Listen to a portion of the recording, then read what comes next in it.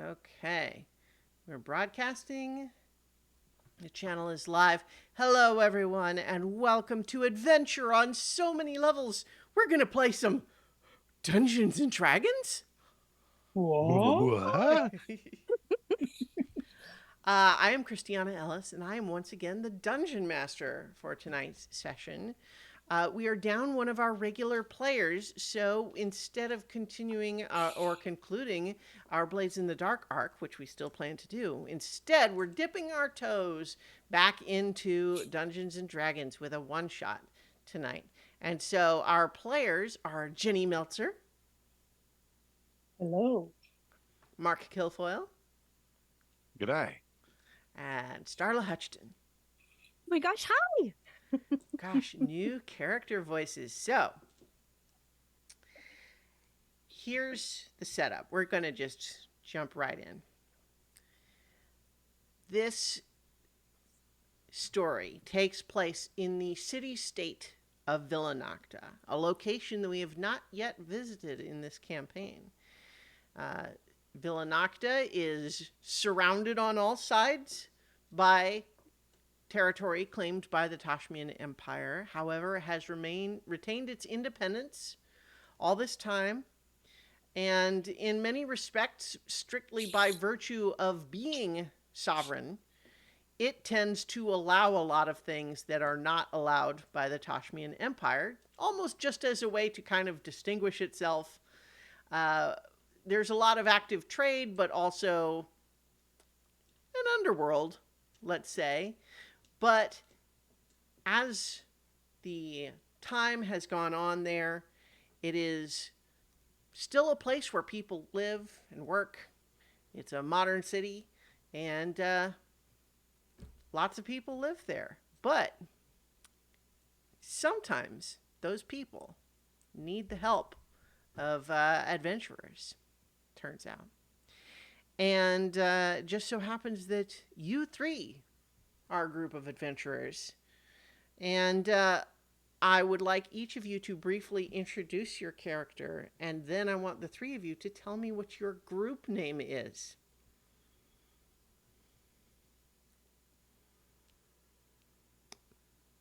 You want me to call on you? You're all muted right now in the Zoom. Okay, I'm Quirk. I can't really tell you that much about myself because I don't talk. I can just mimic. So maybe you should tell me about me and then I'll mimic. I'm playing a Kenku and I do murder. Nice, nice. What do you look like? I mean, you're a Kenku, but what's your vibe? I'm wearing like a hooded cloak all the time, like a black hooded cloak. And most of the time all you can see is my shiny blackish, like purplish black beak, like dark purple and black.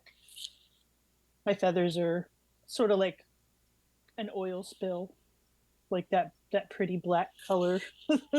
Black with like the rainbow colors in it.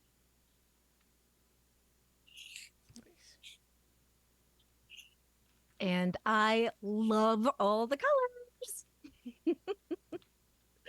The rainbows are so great.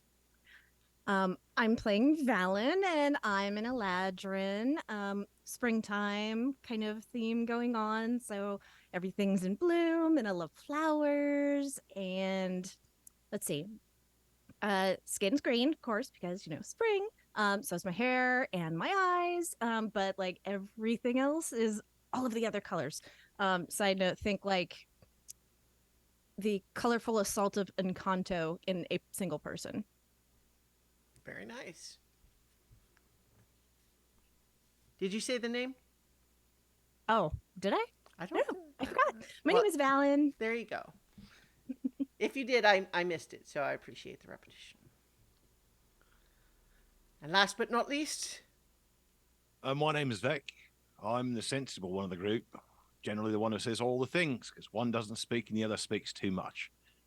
I am a fire genasi, not always from this place, but this is places I call home. I'm known for having pretty fancy duds, not nearly the sort of color that Valen has, and a lot more color than Quirk has. I just notice I'm kind of the average of the two, the better average, I'd say. I'm known, I've got a bit of a reputation for someone you can go to if things are going wrong, and I might try to set them right. I might also rob someone on occasion, but no one really supposed to know that part. Carries well, I see he's got well, a big flaming head of hair. Most of the time, kind of on the reddish spectrum. If he gets really angry, it starts to get a bit yellowish and whitish. And otherwise, well, whatever you need to know, mate. Right. And the three of you collectively are known as? The dingoes. All right. Oh, First thought, That's best what you thought. get. The dingoes. But you know, perhaps on your cards you say these dingoes will find your baby. Yes. And then eat it. And in parentheses, like, and then return it to you uneaten. Babies found on eaten. I like the idea that that last bit is added in handwriting, like on every card. Like you got the cards printed and then realized, oh wait, we need to make sure people understand what we're saying. We're not going to eat your babies. Yeah. Anyway, so you have been hired by a collective of business owners that represent the proprietors of the various businesses in a block of the town.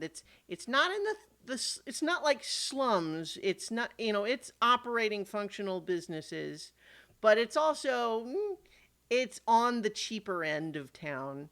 And and they have collectively put a purse together to hire some adventurers because they've got some missing people and some missing spirits and some generally spooky phenomena that they need resolved. In particular, those for whom it's been a while or for whom it's brand new. One of the things that's notable about Villanocta in our setting is that while our setting, broadly speaking, has a lot of spirits in it, one of the things that Villanocta does as a matter of civic planning is it encourages the honoring and distinction of many, many small spirits as a deliberate attempt to keep any single spirit from becoming big enough or powerful enough to present a problem logistically. So, compared to many other places in this setting, they tend to have lots of smaller spirits around rather than big, powerful ones. But as you have been told by the people hiring you, that the first thing they knew that was going wrong was that many of the little spirits that they were used to popping up around their businesses just kind of stopped showing up, and no one knew why. The normal little things that would encourage them or please them just didn't do anything anymore, and people started reporting strange noises at night and objects being moved from where they were left. And then people started going missing too. As of right now, there are 5 people missing, but the thing that triggered the hiring of adventurers is that the city watch, who has a station in this block of businesses, was found dead. And they're starting to realize, well, maybe the city government will eventually do something about this, but our businesses can't operate like this now. And so we need someone to take care of this problem sooner rather than later. And so That's the job. Figure out what's going on, with the awareness that it seems as though something sinister is happening. But there was also one little weird detail, is that your first meeting was somewhat awkwardly with a group of 9 or 10 middle-class merchants who didn't look like they were used to doing this sort of thing at all. Did not obviously have any real plan in place of who should do the talking, and it was pretty much an awkward conversation. And you got some of the details, but it's a little wobbly as a result. They didn't really get their story together for you very well. But after you took the deal, one well-dressed guy who had not been part of the original meeting approached you as you were leaving and said, "So, you've got a nice payday coming your way for solving these good people's problems. I have for you an offer that if their problem gets solved and no new problems are created, I've got a bonus for you."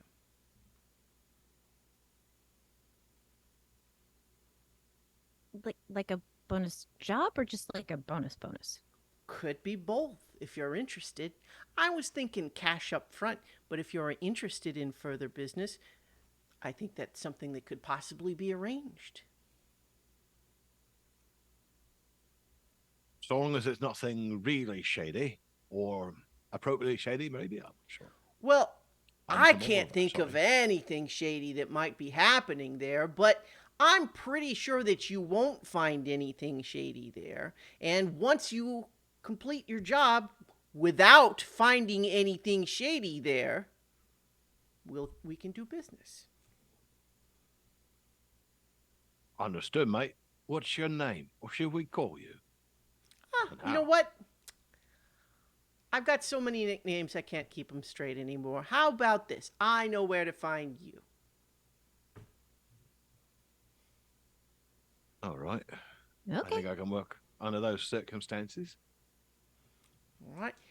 I think if we're all on the same page by the time you finish your work, then maybe we can get on a first name basis. But good luck. Thanks, mate. Thank But it's you. all skill. So, with the job given to you, this neighborhood, this particular block, as I mentioned, has several businesses in it. It has a florist shop.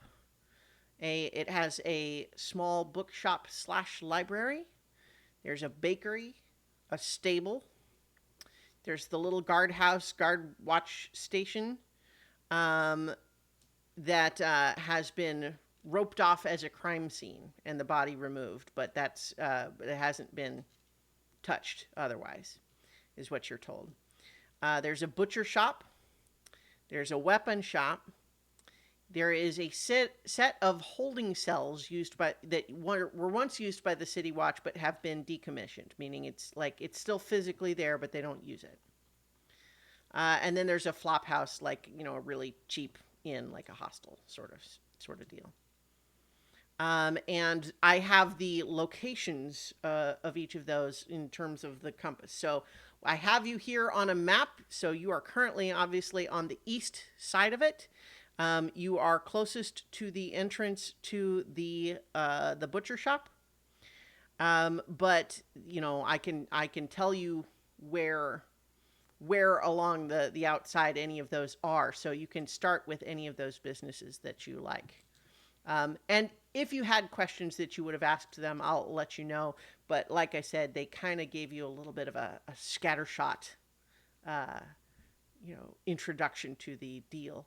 Oh, and look, we've got a raiding party from Arvin Elleron. Great, welcome, folks. We're just getting started. We're in investigating spooky stuff in a D&D one shot. So, Do we have, are the doors to these places unlocked or do we have keys? you've been given a skeleton key that is supposed to unlock all of the business entrances. Might have to hold on to that. Could come in handy. They will want it back, but you know. Well, Did they I know where tell my us, vote is for starting, but Okay. did they tell us anything about the 5 victims or the guards' death? So 3 of the victims were people staying at the flop house. Or at least when I say victims, I mean, the missing people, right? Um, one was the proprietor of the, like one of the hands at the butcher shop. Like when I say the hands, I mean he's not like the owner or the guy who runs it. He's the guy who carries heavy stuff for them.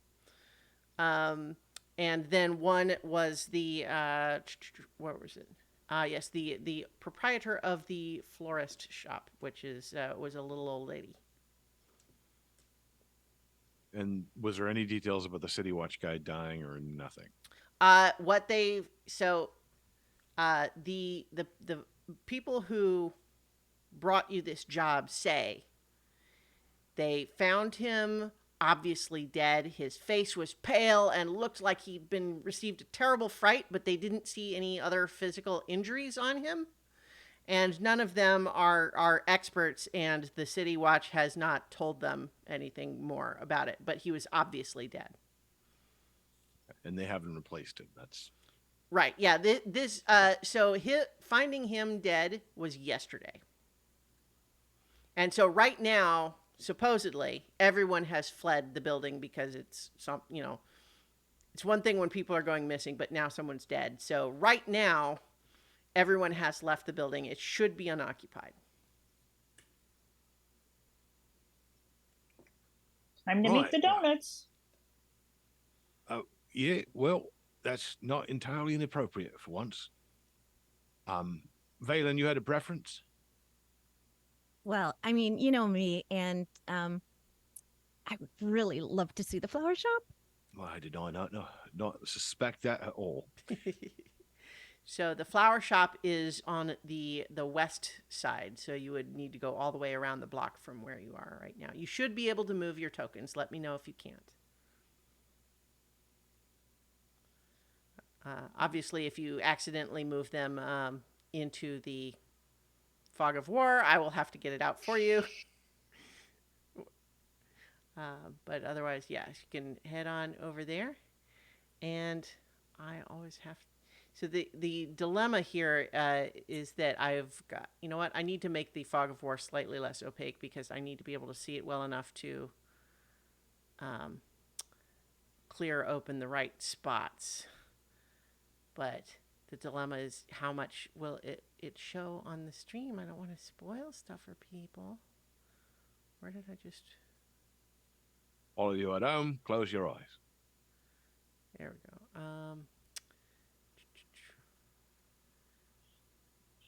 Yeah, sorry.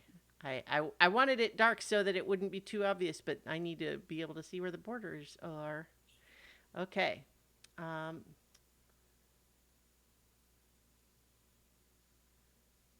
Okay. As you enter the flower shop,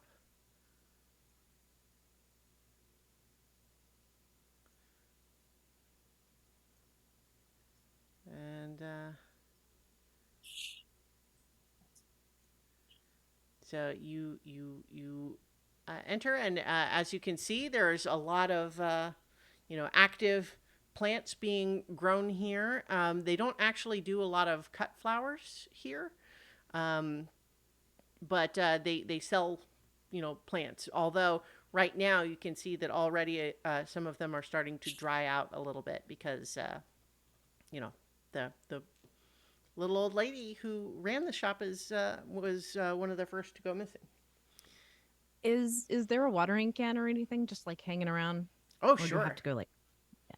Yeah. Okay, well, I will immediately set into watering all the plants. Okay. Yeah, there's a Oh, they're dying. There's a pump that you can pump it into water into and start going around and and watering the plants. Just I try make not to get too distracted.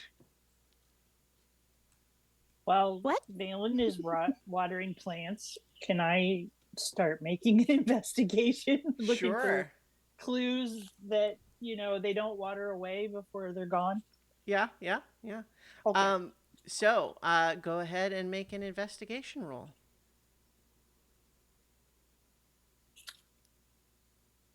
there it goes. Okay, that's pretty good. So one of the things that you certainly find that you wouldn't have had to roll a 23 to find is that there is a door right here where you can see there's the north part of this little bump that seems to go into presumably what is the back room of the of this flower shop. So you spot that pretty easily. But as you are looking around for clues here, where are you focusing your clues? Like what, or your investigation? Like, are you, what's it look like? What is I want to look Quirk for doing? look at the ground for like any weird drag marks or signs of a scuffle, Mm-hmm. blood droplets, things like that, like on the floor, on the ground. But it's mostly just you know, Mm-hmm. like kind of hunched over, wandering around and looking at stuff. Sure, sure.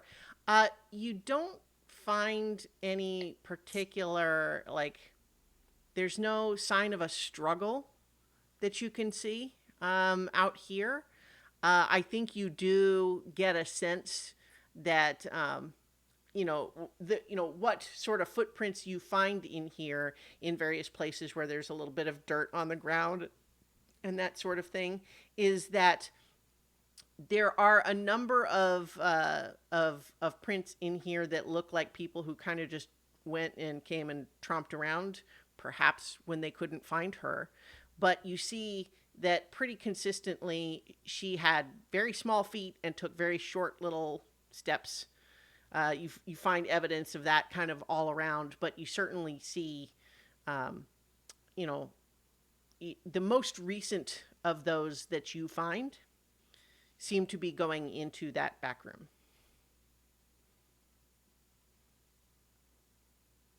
Okay. It's a little hard to tell how old the tracks are, but I think with a 23, you get the sense that all of the other tracks that you see seem more recent than that. Which may just be an indication of, hey, where is she? And people coming in and looking for her, but Okay. You know, if I had speak with plants available to me at level 3, maybe get some more information. I mean, it's never stopped you from talking to plants before. Oh, she's definitely doing that too. I think that Vec is going to be looking for ways in and out. There was a door. I'm not sure where the door is. yeah, the door was right here. Right there. Okay. Mm-hmm. And then there's a bench over here. Up here. Yeah, that looks Is that like just a workbench? that's the desk where it looks like she probably would like sit there, work there. If people were coming to buy, she would probably sit there to do the accounting and such. I think Vec will take a look through drawers if there's some drawers with paperwork in them Okay, sure. Go ahead and or recent accounts. yeah, make an investigation check. Let's see.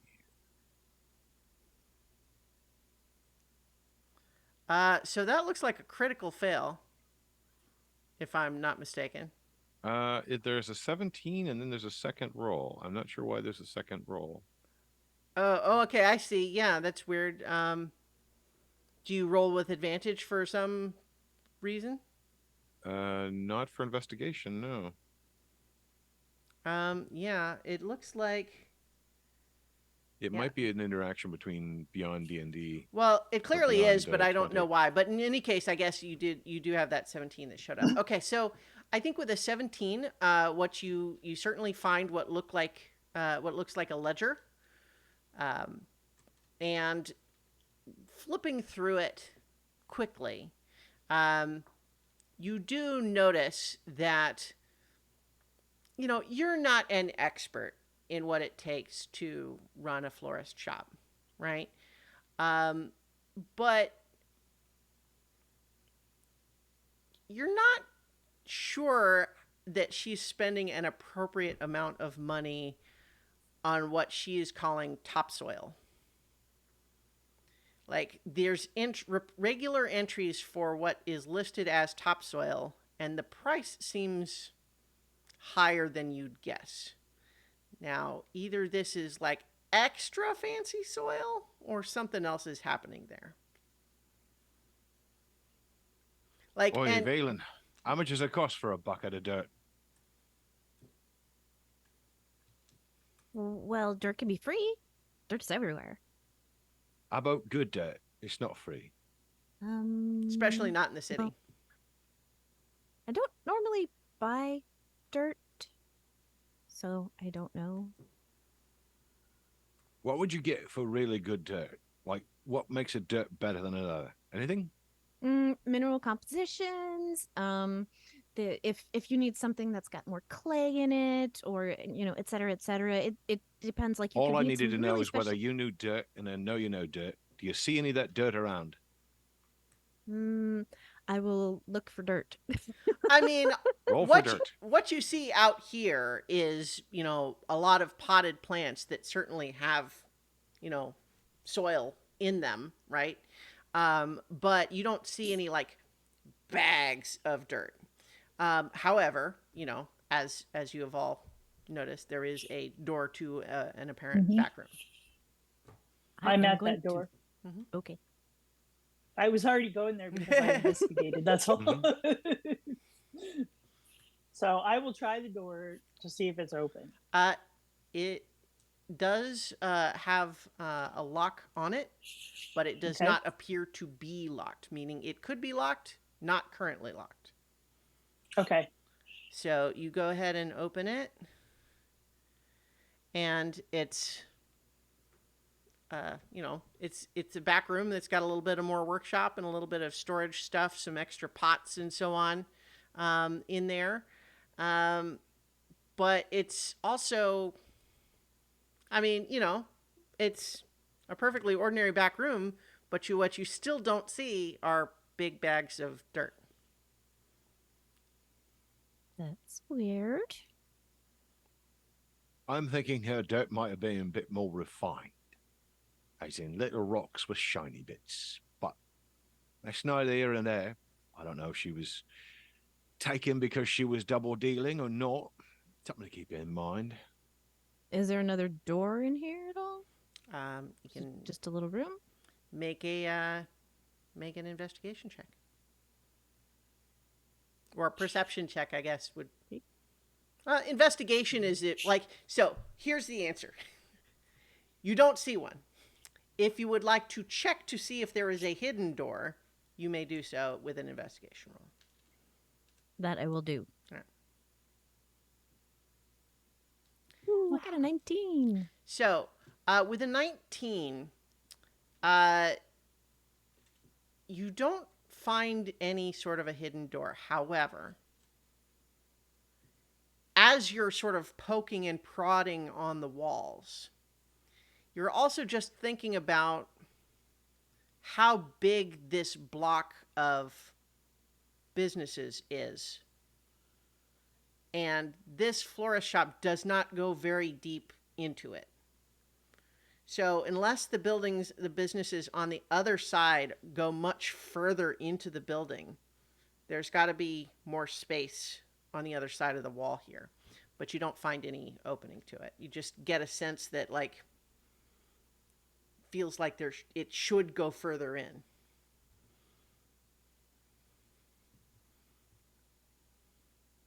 You're muted. Yeah. Everybody at once, please. It's like, can anybody sense magic? Like, do you know if there's something hidden here? I don't have it, so I can't tell. But maybe one of you guys do. I've seen magic. That's about as close as I can come. but maybe I can have a peek around. I wonder. Yeah, I think it's just a peek around. I think maybe a peek around in the other room too, just to make sure there's nothing Well, behind also any of those remember there are planks. lots of other businesses that you can look It's at. true. So I mean, I'm not telling you to go to anywhere specific or to avoid this place. I'm just saying that this is just the first place you looked. Well, all of the plants are watered now, so if we want to go somewhere else, I feel okay if we think we're done here. But of course, that's entirely up to you guys. Like, I'm fine staying here. I know you are, and now you've had your fun, but it's time to move on. Time to make the donuts. Yeah, bakery should be on our list next. So the bakery is in the sort of the northwest. So like the next one, if you were just to come out of the florist here and turn right and follow up around the corner of the building, the next one that you would come to is the bookshop, and then the bakery is right after that. Well, we wouldn't want any of the random baked goods to not get watered as well. So, Ooh, I wonder if they have cupcakes. All right. So into the bakery then. Mm-hmm. Yeah. All right.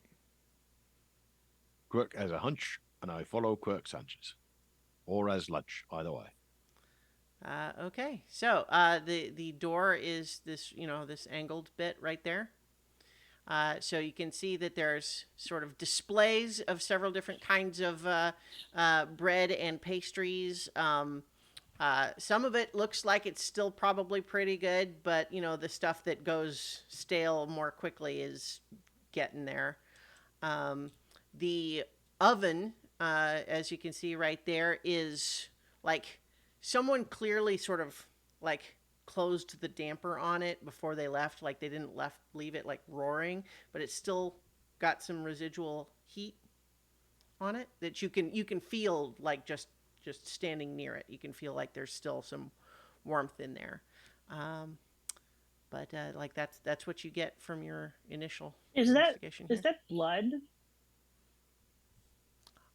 Where are you looking? It's not a no. Right here. Go ahead and make an investigation.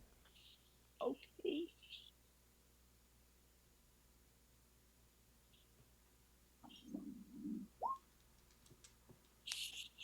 I have like volcanic dice on or something. Yeah. Like every time I 15. roll the dice, it explodes.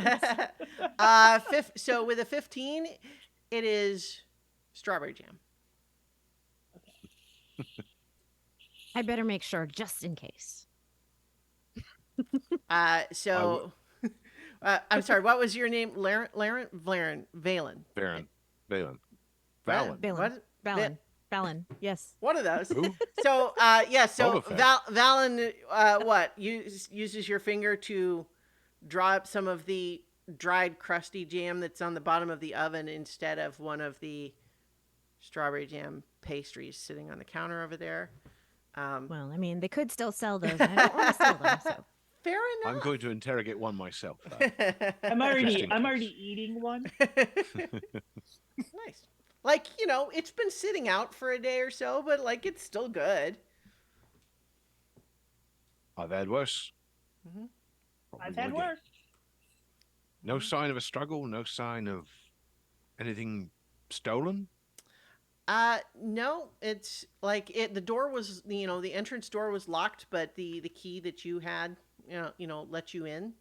But you don't see any other evidence of a struggle here. Is there another door?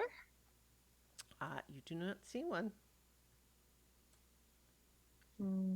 Now I'm going to- this building, because it has the oven, has a much more elaborate like chimney system than most of the other businesses here do, which you can see from outside. Like you can see where the chimney comes up from this part. If I go to the very back wall Mhm.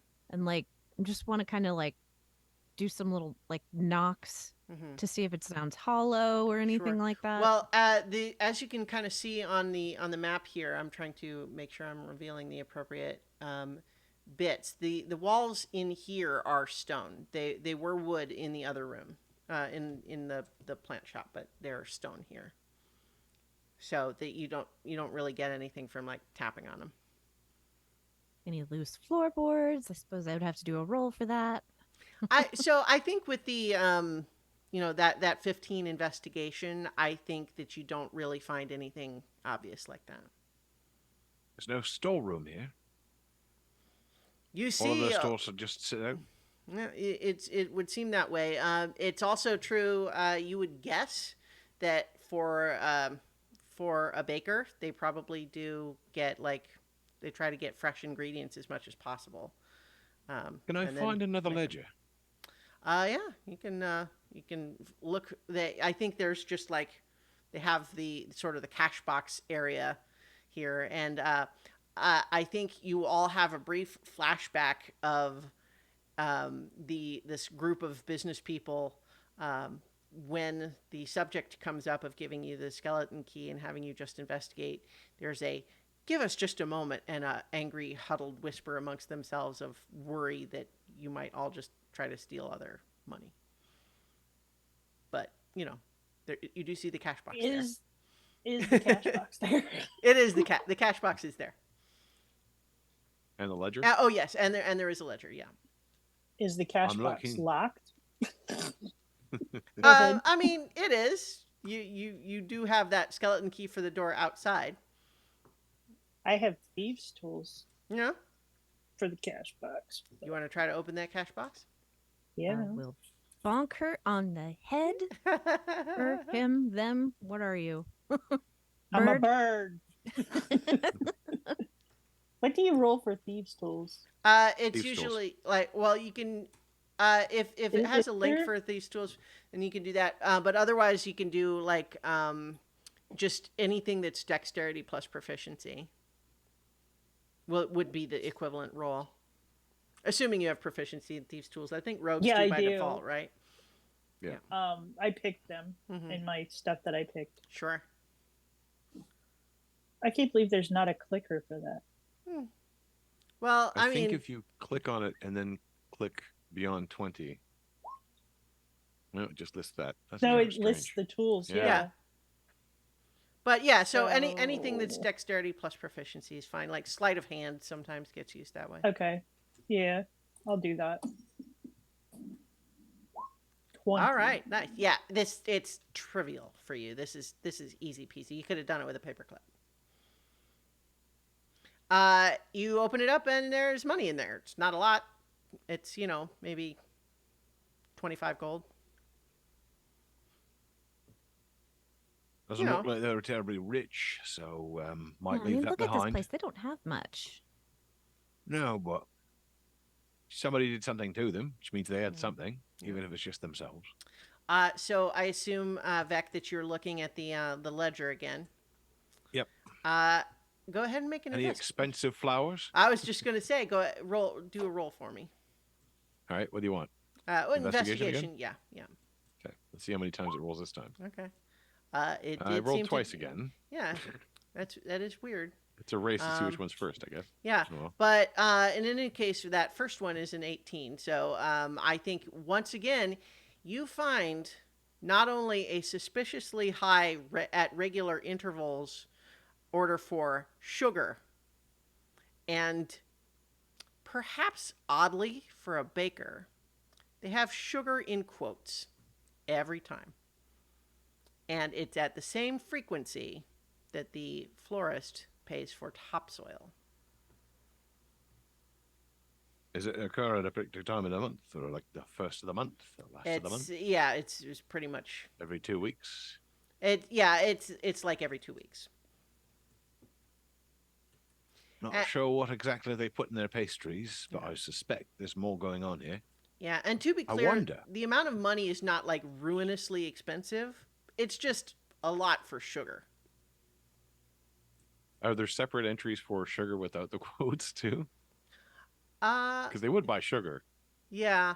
I think that yeah, because with that score you do, but they usually are referring to the specific kind of sugar. Otherwise, like they'll say, brown sugar or Demerara or granulated brown sugar sugar. or powdered sugar, in other entries. But this one is just sugar A with theory quotes. emerges, mates, but I don't want to say too much. I need at least 3 dots to make my lines. Well, I think they might have been up to some dirty dealing, though. Well, the pastries didn't do it, although they did it for me. How about you, Quirk? Time to eat the donuts. That's close enough. I take a gold out of there, put it in my pocket when no one's looking. Make a stealth check. You're trying to beat the passive perception of your two colleagues. That's a 16. Does that beat either of your passive perception? Oh, yeah. Yeah. All right. Yep. Mine's only 14. So Nobody notices. bad. Bad birdie. You don't It's know just I'm a- bad. Investigation text is all. Mhm. Exactly. All right. Yeah. It's shiny. Well, next spot, I think. Everyone it's a make a bookstore, perception bookstore. check. Uh-oh.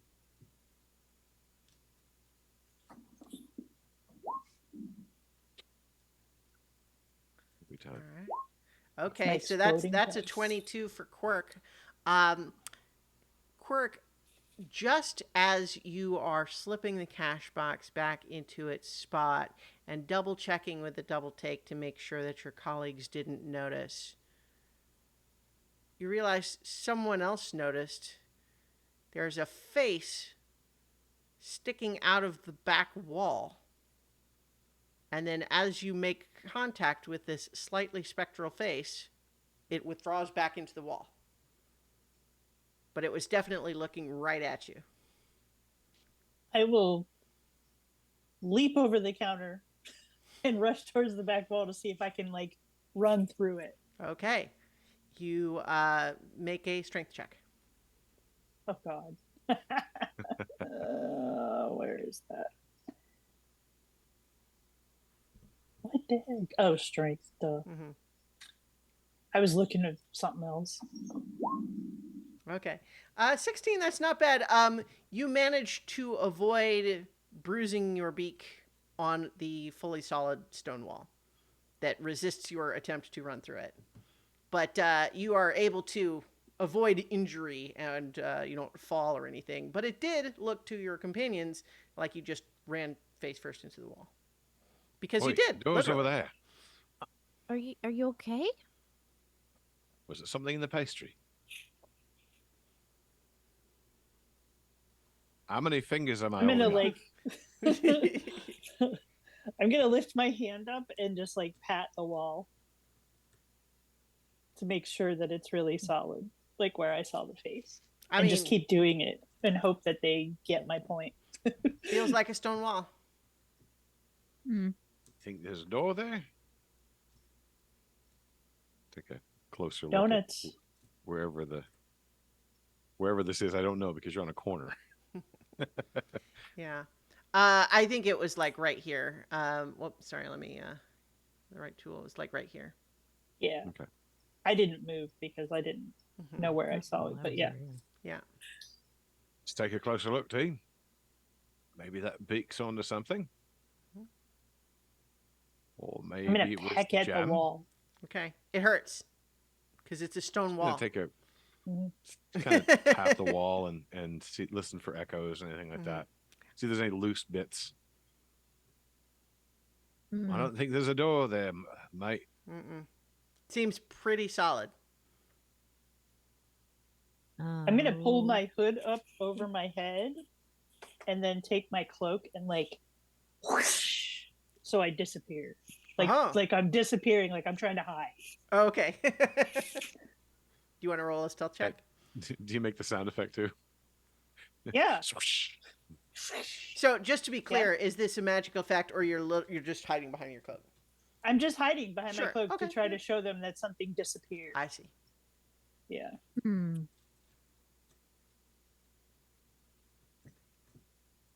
Hmm. Well, clearly you saw something. And But clearly, it's that a very solid wall now. Clearly, a solid wall.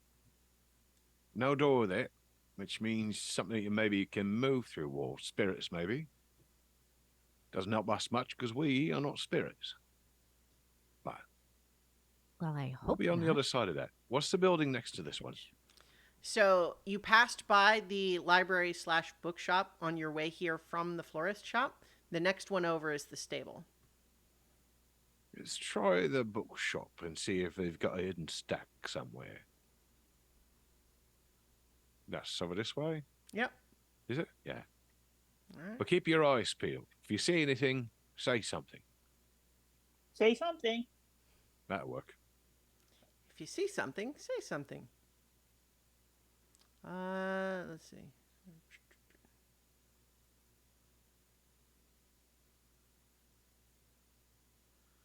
All right. My theory is evolving, but not fast enough. I think where you are, Valen is right. Yeah, the door is yeah, right there. Right where you were. And so in here, you see, a fairly standard like librarian sort of counter there. There's obviously lots of shelves and and bookshelves lining the walls. There's not a lot of like reading tables or anything like that. This seems to be sort of a relatively modest, like, lending library. They sell some books too. They do some trading in it, but it really seems almost more just like local community library for people who like to read books. I'm going to look for one book in particular as I scamper over the bench and look for the ledger book. Okay. Yeah, so go ahead and make an investigation check. Oh, I see. I don't think they've got one. Yeah, I think you find one, but it doesn't have anything obviously suspicious in it the way that the other two did. All I know is this book called Tusk Love gets signed out many times. Yeah. But I've no reason to believe that's anything other than interesting fiction. Yeah. Valen, I am very sorry to inform you that it's an artificial plant. Oh, It's pretty convincing. It fooled you all the way right up until you touched it. But alas. that's Fake terrible. flowers. Why? No, Why? Why would you have a fake plant? There's literally a plant shop right next door. but you had to go and water all those plants, didn't you? You didn't have to water this one.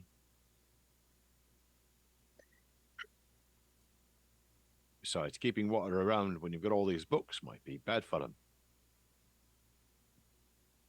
Now, Those help me books look at used this to be wall. plants. So there are lots of plants in here. Just Dead changed ones. ones. Just, I think these books are very Can- lively. Can I look at the bookshelf right here Yeah. and see if there are any weird books out of place, Mm-hmm. knowing that that's the other Right. It's the wall back over back there? wall, right? Yeah. So go ahead and make a perception check or investigation, as you like. I'm going to assist Quirk because that was my Okay. attitude. So you can roll perception or investigation as you like. Oh, that's a 22. Or do I get to roll with advantage? You do, because you're being assisted. But a 22 is already pretty good. Yeah, the other one's a 9, so we'll go with the 22. Yeah, you do. This book has pictures. I'm Well, helping. as you are looking through the books, you realize that there's one big one. Like, a lot of these books don't have like titles on the spine necessarily, right? But there is one that you are just sort of peering along, and you realize not only does it stick out a little bit more than the others in that row do, but you detect fingerprints on the upper corners of it. Ooh, I like like to read. like the cover of the spine in those upper corners is like noticeably more worn than the rest of it, in a specific spot right at the top. I would like to check the book for traps. Sure, yeah. Go ahead and investigate.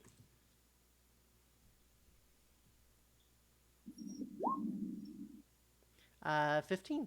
You do not detect any traps. I will reach for the book. Okay. And as I'm pulling it, I'm going to say, I like to read. Mm-hmm.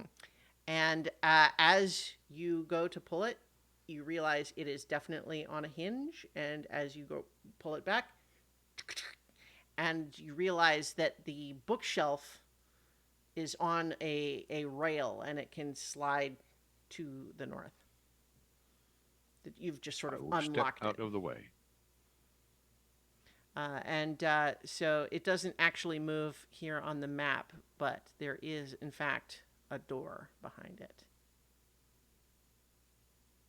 Boom, boom, Good job, boom. Quirk. Now we can see I like your to funny read. faces. Indeed. Is this door locked? It does not appear to be. I mean, All right, there's this give me back. there's no like keyhole on it. It was hidden On entirely three. behind the bookshelf. 2, 3. Open it up quickly. All right.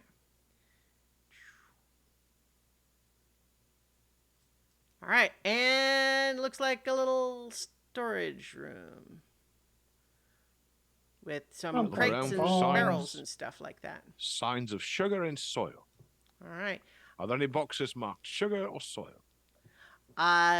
There are not. However, these casks definitely, from the one of them that is got just a teeniest little bit of a leak on it and creating just a tiny little puddle on the ground, this would appear to be, various high quality spirits in the casks there.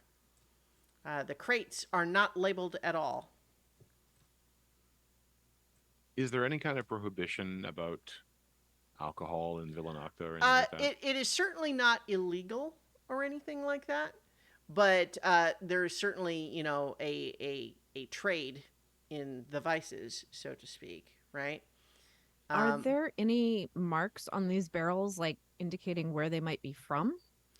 Uh, the barrels look like. You know what? Make an investigation on them.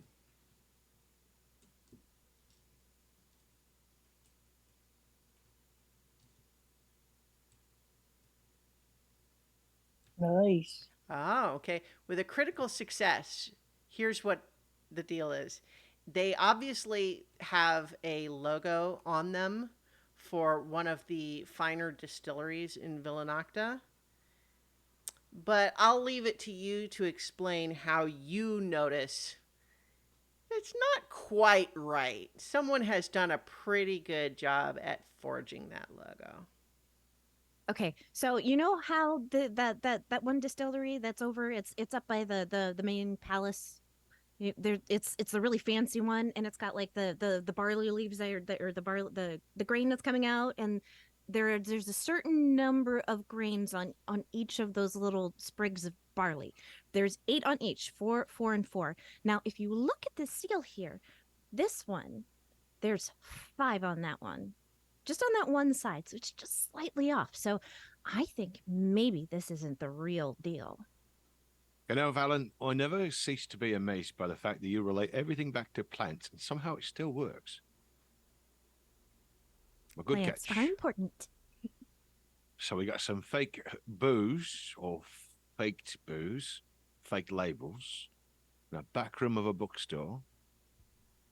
So maybe they're a bit more than just bending of the spines, but bending of the wrists. Are we sure that that's what's in the casks?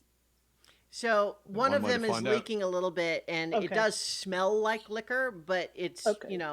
I would How say, about a taste? yeah, you can, yeah. Once again, finger of the little puddle off the ground, I suppose. No, I've got some class. I've got a Ah. tiny little brass cup, which I will proceed to spit into, clean out, and then collect a little thimbleful, or Uh, maybe a whole lot of thimbles. nice. Throw it Uh, back. Here's to our good luck. It's well, vinegar, isn't it? here, roll a d20 to see if there's one that's actually tapped. He turns into a frog. Problem solved. 13. There is. That's the one that there was little drips from, that was leaking. Yeah, you taste it. It's, I mean, it's not bad, but it's not good either. It's like, it's like well whiskey at a club. It's not 8-grain whiskey. It's 12 grain 9. somehow. Mm-hmm. Yeah. Right, so bad fake hooch in the back of a bookstore. Got to look at bookstores a different way in the future. All right. Well, it's something they had hidden. Yeah. Well, the other thing that with that critical success investigation, villain, I'll have you note that the south wall of the bakery was notably a stone wall. The north wall of this room is wood. I don't know much about building things, but isn't this supposed to be a shared wall with the bakery? But there's no stone here. It's wood. Good catch. Once again, made of plants. But I'll accept it. Let's take a closer look at this wall. Mm-hmm. Maybe it's connected, or maybe we can see through. Start knocking on the wall. Sure. Go ahead and make a perception check. Perception. Nope. Well, I mean, you didn't need a hide number in this case because it's hidden enough to not be just sort of immediately obvious. But when you are checking for a secret door, you do find that one of these wall panels does push. And there is, in fact, another secret door. And so I'm revealing it here first, just the bit that, so the door is right here. Right. On 3, 2, 3, go. All right. And you push into there. Indeed. All right. And so what you see from that angle in there, oops, hang on, let me,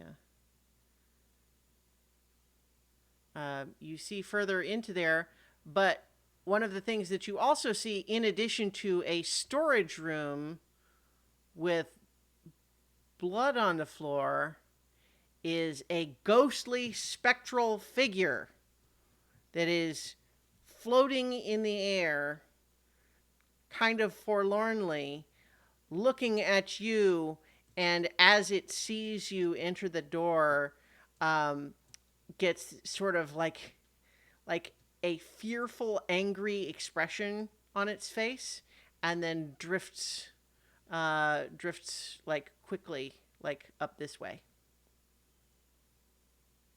Right, we've got someone. On me, lads. It's just going to charge right in. Okay. What did you see? What did you see? What did you see? Think a sheep flying in the air, looking like a people. And the pull-up short when to see the blood. Oh, that's a color I don't like. Yeah. So it has flown up through this way and then kind of around the corner. It's moving quickly. Everyone, keep up. So I think, I'm revealing a little bit more of what you would see from that angle, going that way. But if you're following up that way, yeah, let's see.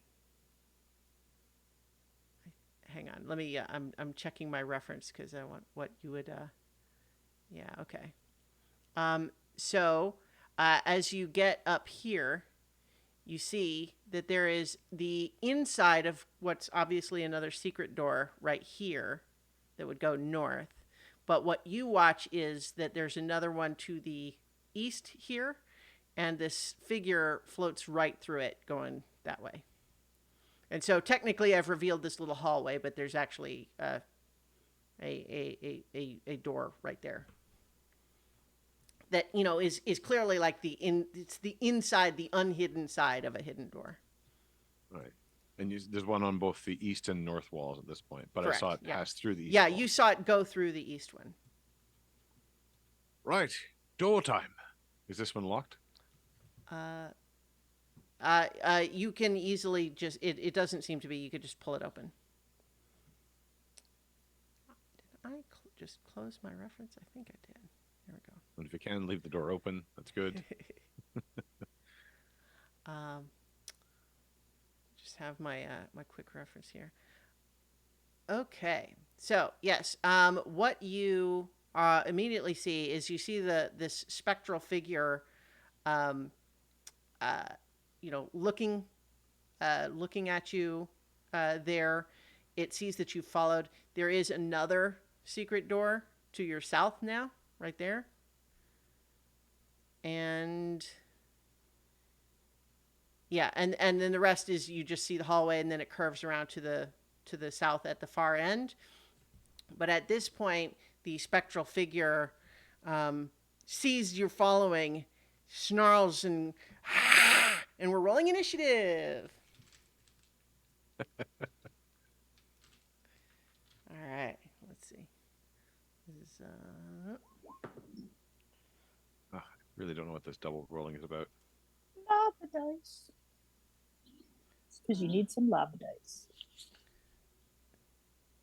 okay. So I don't know what dice set I have on D&D Beyond, but when I rolled that nat 20, I got a dragon. Like an actual dragon came tromping across the I think that's one screen. of the D&D movie ones. Hmm. Okay, I've got some lingering figures here on here. So I think we need to here I can add turns for. Yeah, so should have everybody on the tracker now. Oh, I thought I added the number there. Okay, so Valen, it would appear that you are first, and although you are behind Vec. So I'm last. 20. I got the 12 is the first one. I think I figured out how to stop double rolling. So I said, Valen, you are behind Vec as in physically in the space. Oh, sorry. Yeah. I'm not even used to my own character name yet. No, that's all right. Sorry. I'm assuming you've got the 12 is the one because that was the first one. Yeah. So in any case, so Valen, you are behind Vec in this hallway, but you do see past him this spectral, ghostly apparition seems to have decided to stop fleeing, and it has made aggressive, scary face at you. Oh. What would you like to do? Well, so I'm gonna use my bonus action to cast Shillelagh. All right. And let's see. I'm going to see what else I got here. I'm going to hit, let's see. Mark, would you rather have guidance or resistance? Probably resistance, depending on what it can do. Okay. Then I will, like, kind of tiptoe up behind. Like, that's really scary. And you just kind of feel this touch on your shoulder. And now you have resistance. So before the spell ends, the target can roll a d4 and add the number rolled to one saving throw of its choice. Can roll the die before or after making the saving throw, the spell that ends. So up to 1 minute.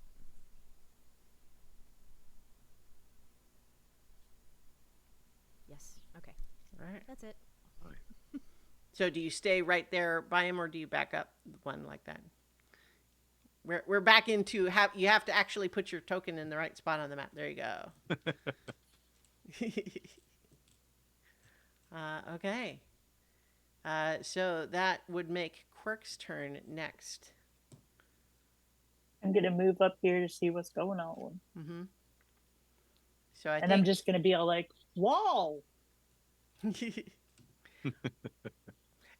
this is definitely the face that you saw through the wall before. In case there was anything unclear about that, I think that it would have half cover for you behind your two friends from here. Um, but yeah, you certainly see it. Okay. I'm going to I'm gonna chuck a dagger at it. Okay. Your friends are probably used to this behavior. Okay, so I did say half cover, right? Lucky you, Yeah. because I probably should have said 3/4 cover, but because I didn't, that does hit. Okay. Exploding dice. Ooh. So you wouldn't have the sneak attack right now. I don't know why it Yeah, just automatically it does rolls. it by default. We just have to know that Yeah. you don't count it if it's not. So also, is your dagger magical at all, or just regular dagger? It is magical. It is. It's a dagger of blind sight. Uh-huh. Well, in that case, then it does do 4 damage as this this dagger strikes the incorporeal form of this specter, and then passes right through it, but to clatter across the floor behind it. But you see the specter react with pain and rage. It's like, ah! All right. Anything else? Bonus action, hide. Okay. I think in order to hide, you need to break line of sight. I'm going to move back here and hide behind these barrels. That will work. Well, just pull the cloak up. You can see that you can't see them, so they can't see you. Broken line of sight. I don't know about the rest of you, but I've been playing Baldur's Gate 3, which is great in many ways, although there are many ways in which it is a little different than 5e. And, one of the things that it's very picky about, though, is if you're just standing there in line of sight, you're going to have a lot more trouble hiding. Anyway, okay, great. So that is Quirk's turn. It is now your turn, Vec. Right. We seem to have gotten off on the wrong foot. You don't have feet. Didn't mean to say that way. And so Vec will step closer and draw his sword. It just looks like a dull rapier at the moment. Okay. I don't mean you any harm if you don't mean me any harm. And I'm going to take the full defensive action. Okay. But move right up to it with the sword drawn. Sure. Okay, so now it is the Spectre's turn, and what it does is just seems to disappear, like it just vanishes before your eyes. But then, Vec, you feel just this wave of cold moving through you, and you're going to take 4 force damage. Necrotic damage as you feel it move through you invisibly. Oh, that was awful. Yeah. And you get the sense that it is moving past you on the other side. You can make an attack with disadvantage if you like, because it's invisible. I will do so. Yeah. I told you I didn't want to hurt you. Doesn't mean I can't or won't. Where are we there? We're at disadvantage. Can I roll disadvantage with this? How do you get disadvantage? I'll just roll it. With advantage, we'll know it's disadvantage. Okay. Shoot. Okay, so it looks like it That's a would have been a weird crit if it was at with advantage, or even just a regular, but it's just a 12 otherwise. However, 12 is enough to hit. So you've got a fancy flame tongue rapier. Yeah, but the flame is not active. Right. Okay. However, Mm-hmm. I believe I still get the sneak attack damage because of Swashbuckler, and he's the only one next to it.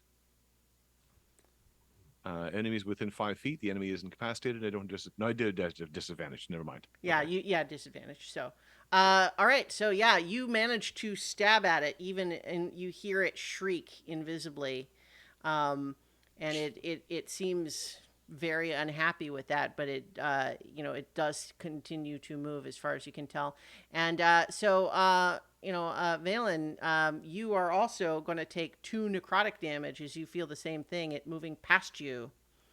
And then, as much as you can tell, it seems to be moving just very straight in that direction.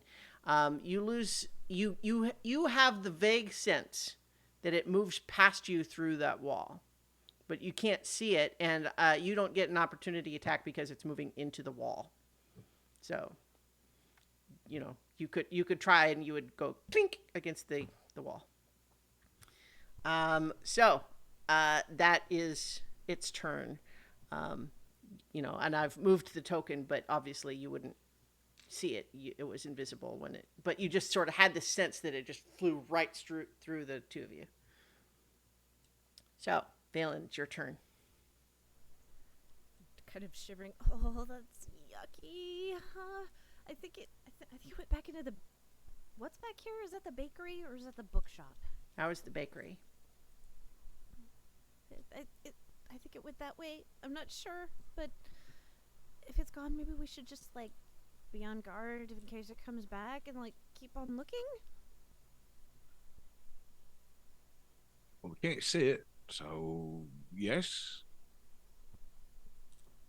Did you say there was another secret door right In front of where I'm you. standing? There's 2 of them right there. Yeah. There's one here and here. one here. Yeah. I'm gonna go for the one that's here and open it All right. cautiously, kind Sure. of poke it open. Yeah. You see a room that is full of what looks like sort of gear. It has dark cloaks in it and some sets of thieves' tools and some grappling hooks and stuff like that. When I say grappling hooks in this case, this is not a grapple gun. It's just like a hook on a rope. Still potentially useful. I'm just saying, it's not Batman. I was gonna say Batman's not using it. All right. Okay. So you would still have some movement left, but we are absolutely still in initiative. Well, I'm certainly not going to be standing right there in the hallway when that ghost comes back because it will. Yeah. I don't think I have anything else for right now because I have to hold concentration on resistance. So, yep. Okay. Quirk. From my barrel hiding place, I see the blood on the floor. Mm-hmm. So I actually kind of want to sneak out and see if I can definitely confirm that it is blood and if it's a trail, if it's leading Blood or jam. anywhere. Sure. It's this horrible new game we've invented called Blood or Jam. Yes. Go ahead and make an investigation Look, if check. you're a parent, you've played that game already. No. TMI.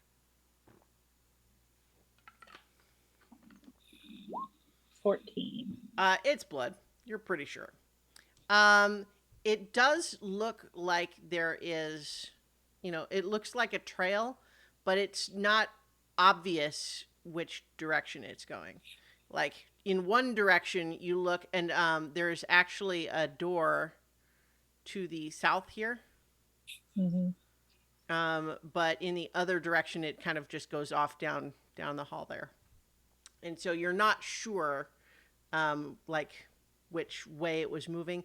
There's actually a fair amount of blood. It seems conceivably possible that it could be more than one trail, potentially in, like back and forth. Mm-hmm. I will follow it in this direction. And then I will stop here at this door and be like, hi. Mm-hmm. All right. Peekaboo. Yeah. Okay, Vec. Right then, that's the game we're playing. He'll reach the sword up, kiss it with a kind of smoky breath, whisper, "All right, dearie," and the flame will form around the sword because that's his secret word, as he calls his sword, dearie. Nice. And kind of back up a little bit actually, because he wants to know if there's anything further down this hallway. Mm-hmm. But backing up, so he's watching where the thing had come from, Sure. and then kind of looking around. Okay. All right. So, like I said, there's a corner at the end where it turns south, but there's not anything else in the hallway. But right here, that's not a hallway there, is it? No, no. Okay. It's all the way at the end of what's revealed. There is it turns to the south. All right. In that case,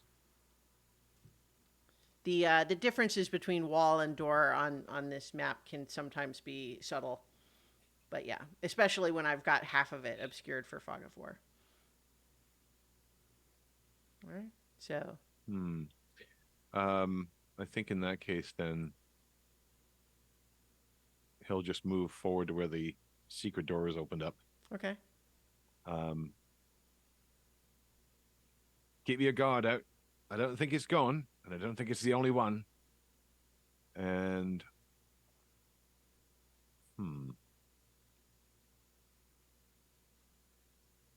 I think we'll go full defensive again. Okay. All right. Well, as you do that, emerging from that same wall, but now no longer invisible, you see it rushing at you, and it does actually fly right through you again. Is there a chance to dodge or move out of the way? Not for this. It's literally just moving through your space incorporeally. But as you do it, you take another 2 necrotic damage. But I can see it? Yes, it's not invisible this time. But before it moves past you, it is going to try an additional attack. That would be a disadvantage. Yes, and you are very lucky because, well, I don't know if a 14 would have hit you, but 14 would have hit. Yes. A natural 1 will not.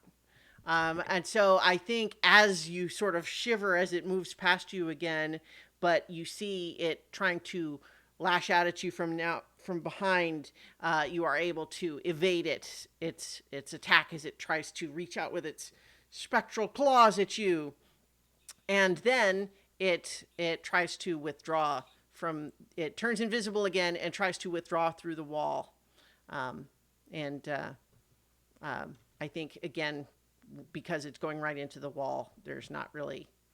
It wouldn't trigger the opportunity attack until it was already through. So. Okay. But yes, it did miss, rather drastically. I was right. It's still here. Ow. All right, Valen, your turn. We should probably try to draw it out so we're not in that little tiny hallway. Should come this way. And I'm going to proceed through to where Quirk is. Hello.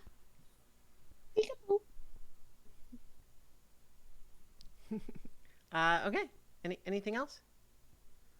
Nope, there's nothing to hit. Nothing to. I mean, I would allow you to ready an attack, for example. Well, I would be ready to swing my. Yeah. My So, but I quarterstaff mean, out. like for example, Vec used their action to take the dodge action, right? So you could do that, or you could ready an attack, but you don't have to just waste the action. Yeah. Okay. Well, I will hold a swing at it with my All right. quarterstaff. Okay. All right. So that's Valen. So Quirk. I am going to go up here past here, grab my dagger, Mm-hmm. and I'm going to um, prepare two-handed attack with my magic dagger and my rapier. I think a readied attack can only be one and not also the offhand attack. Is that? Okay, that's fine. But you Yeah, can I will certainly just. do that. I just have to imagine Valen saying, "Everyone did hear me, right? I did just say we should come out of the narrow hallway." Okay. She did say a lot of things, and I'm used to nobody listening to me anyway because I don't know. Yeah. Okay. Vec, it is your turn again. Right. Well, then, moving to a safer space seems a good idea. So, he will back through this area into. I think there's a bit more of an open space there. Mm-hmm. Oops, the map scrolled weirdly. We Sure. did fix that problem. And as he's moving back, I guess there's a bit more to reveal there. I hate the scroll bug on Firefox. He will bring his hand to his chest and kind of blow lightly over his hand, and a ball of flame will erupt in his hand, positioned such that if it comes to the core of his body, it has to pass through the flame. Oh, okay. Yeah, I like that. All right. You see, certainly as you get a little closer in here, that although there's more crates and storage and stuff, it's obvious that in this end of the hallway, that looks a lot more like looted treasure type stuff.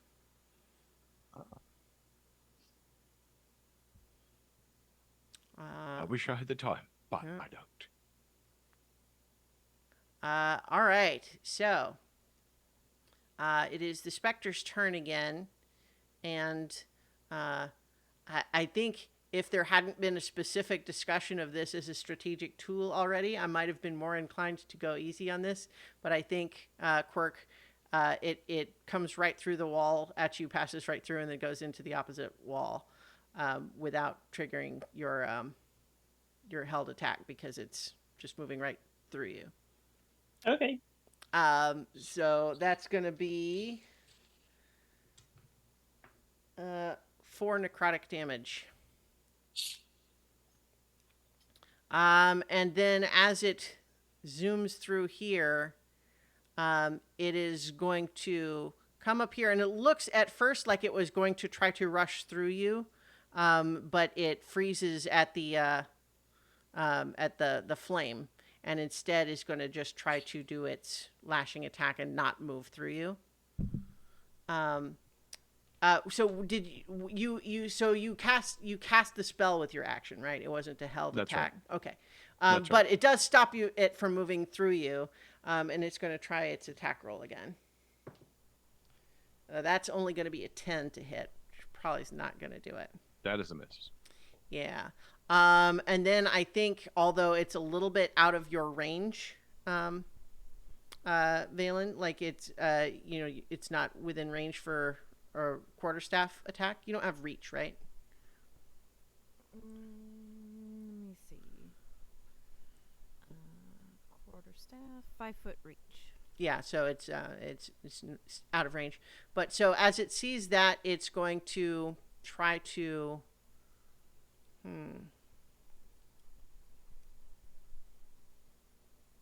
Yeah, I think. I think it's going to try to go into the wall this way. You know what? I think, yeah, I know, I'm sure this is annoying, but that's kind of, you're in tight spaces with something that can go through walls.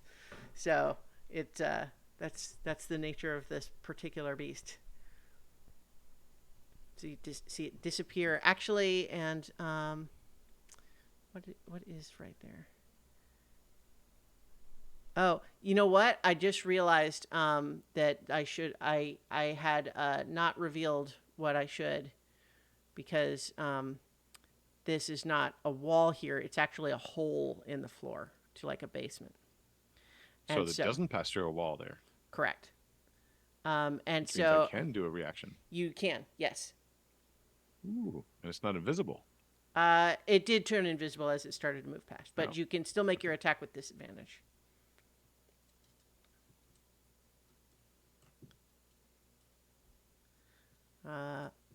Okay, so that's a 13 though, looks like. Yes. Okay, a 13 does hit. So with 8 piercing damage and 8 flaming damage, That is correct. your reaction attack as it attempts to flee from you, suddenly realizing it's outmatched, you slash through, or it's rapier, I guess. So you pierce its form, and the flames seem to ignite its spectral form, almost like flash paper, and there is a haunting, reverberating scream as it vanishes. And it is gone. Well, that sucked. Did you get it? I think so. I mean, it Good vanished job. in fire, which it didn't normally vanish that way before, so... But keep your guard up, nonetheless. Am I Are we, bleeding? Are we out of initiative? Yes. Um, Does it cause physical wounds? Like, is there welts or scratches? or No, anything like you that? just it feels like someone with very cold hands just squeezed your heart. So you're just like weakened, but there's no physical injury. Tell me, okay, Valen. Do I have any scars? Is there any blood? Right, so give me just a moment. And trying to think. This is so my rare item that I took was a staff of healing. Uh-huh. So I am going to expend 1 charge to cast Cure Wounds. So kind of pull it out of my belt and like twirl it around a little bit. And just kind of boop, just like a fairy godmother. Nice. And let's see. That is Whoops, that was the wrong staff. Incinerated. Cure Wounds. Hold on, that Quarterstaff is pretty long to try to do a boop with. Like if you're holding one end and trying to just boop someone with the other end, like you have to have pretty fine control, I think. Yeah, I was actually thinking that I'd already moved my person ahead. No, it's fine. It's fine. We're out of initiative. So Less critical. Let me roll it here. Ooh, 6 back at ya. That's good. Thank you very much. But I need the answer to the question. Am I bleeding? No, Right. I mean you've got a lot So- of red and orange going on here, but no blood. That part's normal. But Your lips I'm are not really bleeding. chapped. I'm not bleeding. My heart's still racing. But the blood on the floor wasn't caused by that thing. It doesn't cause people to bleed. It just causes them to die. It's possible that blood used to belong to it. Maybe. What's But that hole means in the there's somebody floor? else there too. What's the hole in the floor? You look down there. It looks like there's water down there. You suppose it might be the city sewers? Ew. They might have. It might be some kind of a opening to, like if they are doing something, perhaps like smuggling. Perhaps it is a way in and out through the sewers. This is a dirty art of a dirty city. Shame about that. There is But a it looks little. like all those. Sorry, go ahead. There is a little winch there that looks like it would be used for lifting heavy things out of the hole or lowering them down. I think if we look through the rest of the places, we'll find similar involvements. And that's maybe the why, or at least part of the why. Maybe the who, although part of the who.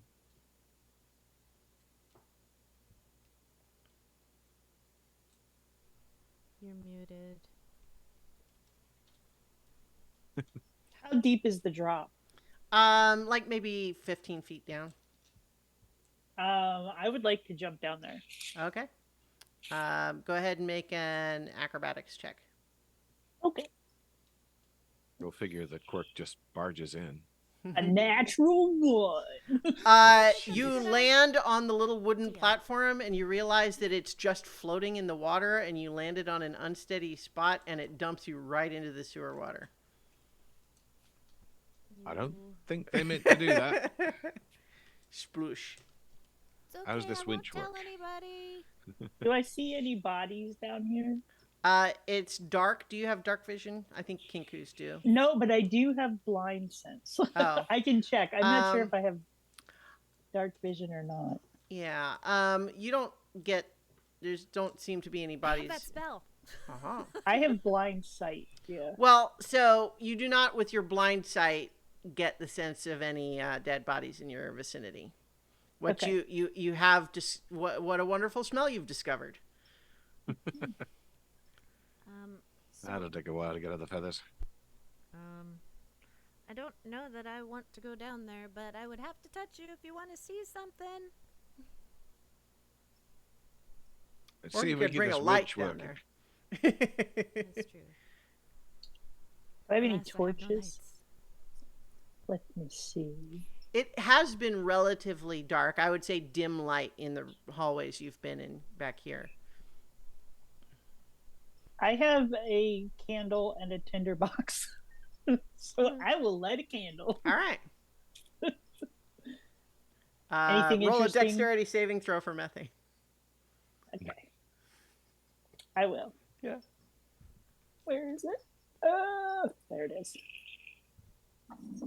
19. Okay. Yeah, you realize at the last second and duck as when you light the candle, there's a little poof, immediately in your vicinity, but you are able to duck out of the way of the fire, and it seems like you have extinguished that particular pocket of sewer gas. Methane.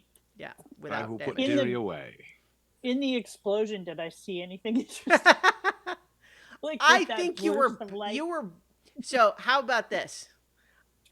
You saw something if you did not avoid the fire. Otherwise you were I busy avoided avoiding it. the fire. Yeah. Yeah. So, and if anything, your eyes are like more dazzled now, Mhm. like someone with a camera flash. I would like to take one of these grappling hooks and try to lower it. So go in here, get a grappling hook, come back out here and see if there's somewhere I can attach it. Okay. Oh, there's a winch right there. Yeah. Oh. That would be a good place. Do the winch. I'm not a wench. I'm your wife.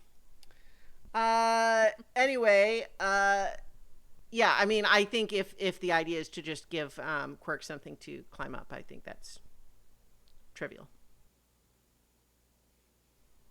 No Okay. roll required. However, I think all of you are realizing that now that the water's kind of been sloshed around down there a little bit, it's like, oh, you definitely smell it now.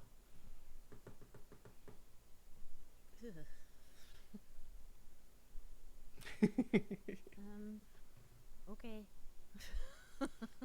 So are you climbed up? Did you climb up? Are you climbing up? Yeah, I did. Okay. okay?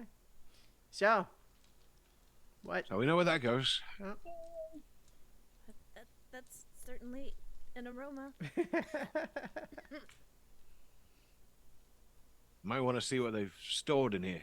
Maybe that will give us a clue as to what this whole operation was. Still don't know where they've gone to, and I have a feeling that our unnamed friend is wanted to keep most of this operation, once our discoveries have been made, somewhat quiet.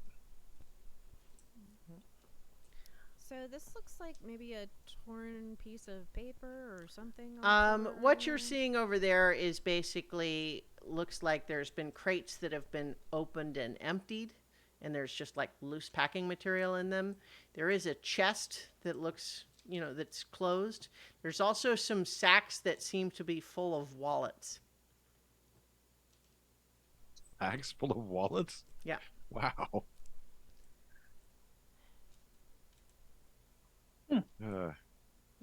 I'm beginning to think that man did not know what he was talking about when he said there was nothing shady going on here. I'm beginning to think he knew a lot more about what was going on in there. But that's not the point. We're going to be paid, and reasonably well, to find out what happened to these people. Now, if that sheet was one of them, well, that's an answer. Not a satisfactory one. Did these But- wallets have anything in them? I think you know pull open a few, and it has been like there's no cash in it. Right. But it has like a nice little etching of a very pleasant looking goblin family. Okay. I will peek over the shoulder of Cork and say, "Oh, that's so cute." Yeah, I think that your impression looking through a few is that these are leftovers of a team of pickpockets. Hmm. There's But no none of the- consistency or anything like that. Well, It's not all goblin it's families. no, it's a bunch of different kinds of wallets that look like they've all had the money taken out of them and then put in a bag. Do any of them belong to any of the people who have gone missing? I mean, I think it would take some time to go through them. I think they were on the inside, not the outside. Not prey with predator. Anything in these chests, too, by the way? They are locked. Well, nothing like the present to practice my skills. And I'm going to move back because I don't want nothing to do with that. Yeah. And that is essentially a dexterity skill roll, right? So, Yeah, well, it's plus proficiency if you have these tools proficiency. yeah. I'm just going to roll stealth because I just have it at base. Yep, so. that works. That's a 9. Okay. No, particularly Yeah. dangerous lock. Well, no, I think what it does is it just it just doesn't work. You're fiddling around in there, and then it's like, I just need to turn it a little harder, and then you feel your sort of tension wrench just go, and you realize it's not because the lock moved; it's because you bent your little tool. I'm just a little out of practice, that's all. I'm gonna creep up behind here Mm-hmm. and be all like, and like kind of nudge you out of the way. Why don't you have a go? And Always were a I'm bit gonna better with check your it fingers for than mine. traps Okay. before. So is that investigation? Yeah, Natural 20. nice. There is a trap on it. It has. You realize that the lid has something on the back where it's going to detonate some kind of a small device, or trigger it somehow underneath the chest if the door is opened, like if the lid of it is opened. Can I disable it? You can make a thieves' tools check. The lock's around the front, though. No. What are you doing? 7. I think that you have now added to the sewer mud and slime that was all over you a nice bright white powder as you are both covered in flour, and there's flour hanging in the air. And then I think perhaps, I don't know if either of you put this together in the moment, but flour suspended in the air, given a spark. The two of you can make dexterity saving throws to avoid the small explosion. Is this still within the minute of resistance? I don't think so. Let's see. Don't have evade yet. That's right. It's still rolling twice. Okay, so that looks like that's a 14 for Quirk, and then a 16 for Vec. Both of those succeed. It's not a terribly devious trap, especially given that you knew that it was there. So you both succeed and only take 4 fire damage as you Ooh, fire as you damage. avoid the worst of it. Meanwhile, To the fire Valen, damage. what were you doing while they're busy with that nonsense? Well, I wandered back this way, Mm-hmm. kind of back the way we came. There is a Is door there right another there. door over yeah, here? yeah, right where you are, there's a door, and from this side, it doesn't really even look like a hidden door. It's not like the back side of something that looks hidden on the other side. It's just a regular door.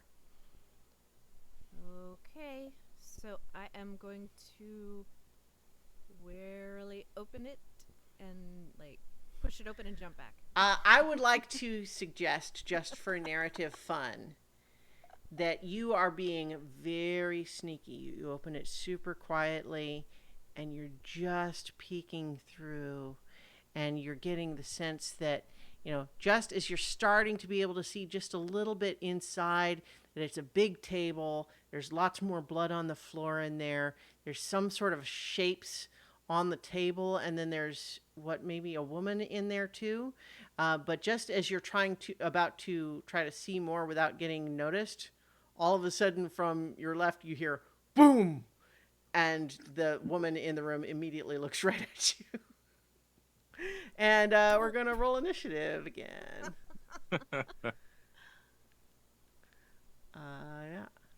Yeah. Let me reveal more of this room. Um,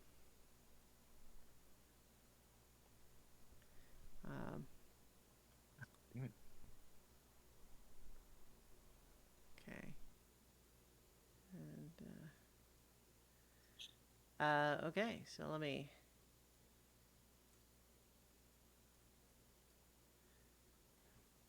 All right. I could have pre-rolled these initiatives, but I didn't. So I'm doing it now. Ooh.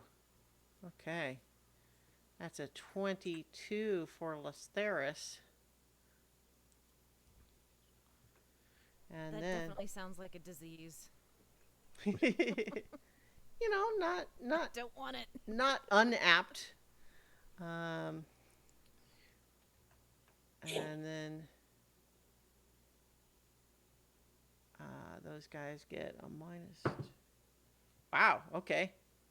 Both of the enemy factions here rolled natural 20s on their initiative roll. They don't end up with the same number, but they both rolled the natural 20. Perhaps unlucky for you all. Okay, so yeah. So it is, as you see through this door now, given the surprise and I think, you kind of perhaps instinctively, the door swings open the rest of the way once once it's unlocked and you let go, it sort of naturally swings open, and you can see in there is a woman dressed in what looks like it might have once been a relatively fancy, like nice, like well-tailored dress. But she's got like a leather smock over it that is just covered with blood, and she has not done a good job of keeping the blood only on the smock. And on the table are what look like 5 rotting corpses. And Should have been a cleric.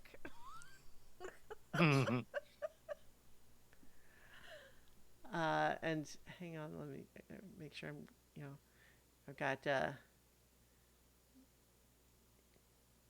put these guys right there. Yeah, and so she looks over at you, first startled and then furious, and just says, "I was told I would have 2 more weeks." And as she says that, she then whispers some strange arcane words. And you see 2 spectral shapes appear at her side. that they don't look like the specter that you fought before. They're more almost like shadows that are not being cast by any figure in the room, that seem to have their own sort of three-dimensionality. Those appear at her sides, and then she looks over at the table and says, "Sick 'em!" And then she runs this way. Like that. And so that is her turn. One thing before we continue is that we are using some creatures here from a book that includes a few mechanics that we haven't really used in 5e before, which is what are known as minions, which are creatures that can still be quite dangerous, but they are designed so that any successful hit on them just kills them in one hit, right? Like, you don't have to whittle down their damage. Just one hit will take it out. But you do have to succeed in hitting it, right? But they also roll their attacks as a group rather than individually, just to keep things going quickly. But they also have some mechanics when they do that. So just wanted to let you know up front that all of these creatures, except for the woman, are minions in that sense. Not in the banana sense. So that is what she does on her turn. Vec, it is your turn, although I would imagine you are sort of, at least for the moment, you're not literally stunned as in a mechanical sense, but you did just get blown up a little bit, and then you heard a woman shouting, and what would you like to do? Where's Villain? Damn it. Oh, there you are. And stride over in that direction. But having heard someone scream or someone yelling, he will draw forth his rapier, give it a kiss, and whisper, "Dearie, time to go to work." All right. Oh, I just realized I need to add these guys to the initiative as well. And they are going to have...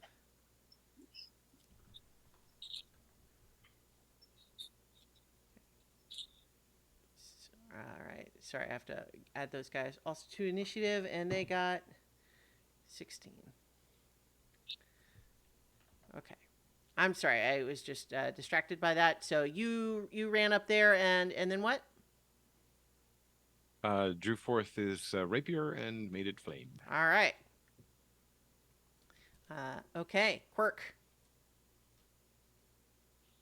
I'm going to come over here and use my bonus action to hide behind whatever these are.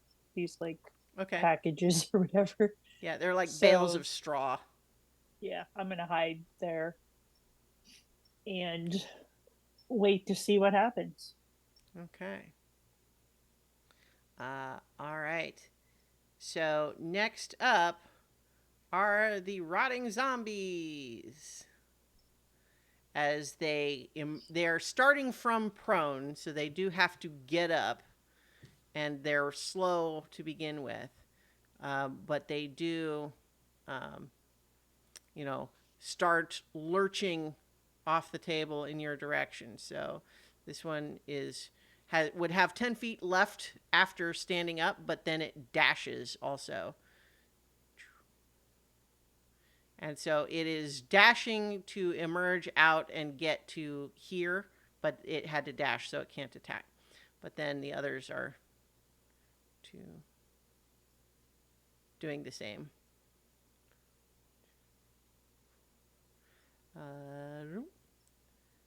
And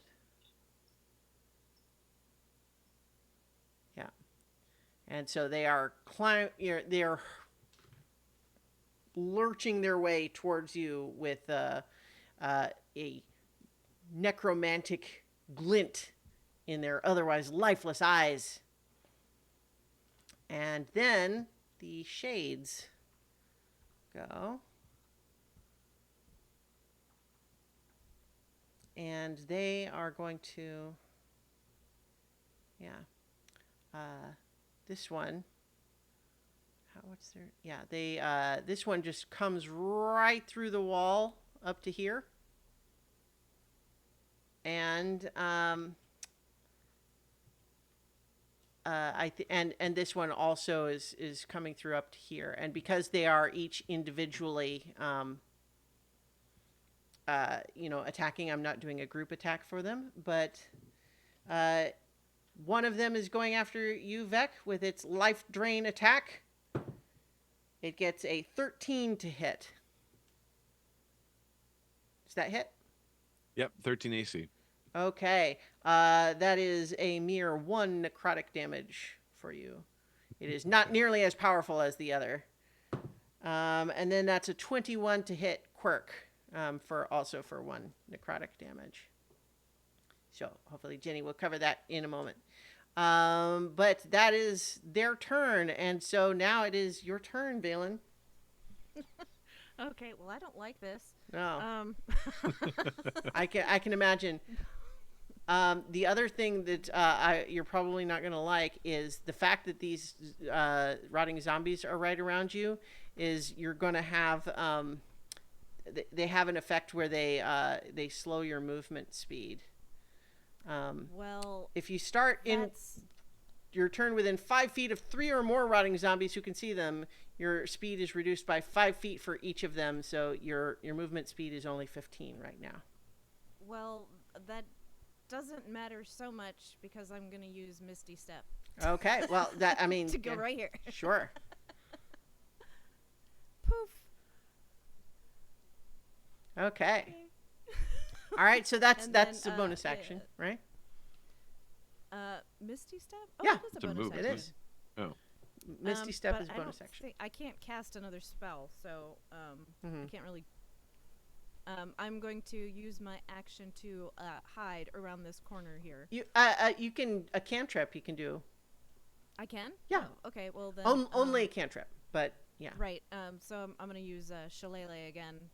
Well, Shillelagh, okay, so yeah, it activates your Yeah. weapon. You could have done that before you Misty Stepped to attack one of them if you wanted. Oh. Okay. Yeah. Doesn't then- it last yeah. for a while? Yeah, you It and lasts I for well, and 1 when you minute. cast it, you get 1 attack with it, I believe. Am I wrong with Shillelagh? I think when you cast it, you also get to attack with it. Duration. You can use your spellcasting ability instead of strength for the attack and damage rolls. It doesn't say anything about that. Okay, it might be that because it's a cantrip, maybe you do have to maybe you do have to attack later. But in any case, it's active and it will stay active for a little bit. Yep. Uh, So yeah. Okay. So that puts us back up to the top with Lestheris. And now that she has put a little distance between the rest of you, you don't, any of you have eyes on her right now. You don't know what she's doing. Yeah. So, I'm telling you right now that I'm not necessarily moving her token, but you don't know that she's there. The token is where you last saw her. Okay. Vec. Right. Unappealing person in front of me, unappealing people down the hall. I think I will strike the one in front of me. I've become proper. Let's see here. And the sword is lit. Mm-hmm. And it's 24 to hit. Okay. That is definitely going to hit this shade. And your flaming sword just pierces it, and like with the specter before, it just you just incinerate it and burns up. And as it burns away, there's just a fleeting moment. Make a perception check. Would attempt such a thing. That's a dirty 20. As it burns away, there's just a moment before it dissipates completely where it looks as though there was a strange little, like a sort of a strange little, like rat like shape with little bat wings on it, but like cute, like a little cartoon creature. That you would recognize as perhaps like a spirit form, but it sort of dissipates along as the shade burns away. There's just a second there where you see that shape that before it is all gone. That's very strange. I think these are the spirits that are missing. That's what it. Mm-hmm. Oh wait, you can move. Yeah, you just did your attack, so you can.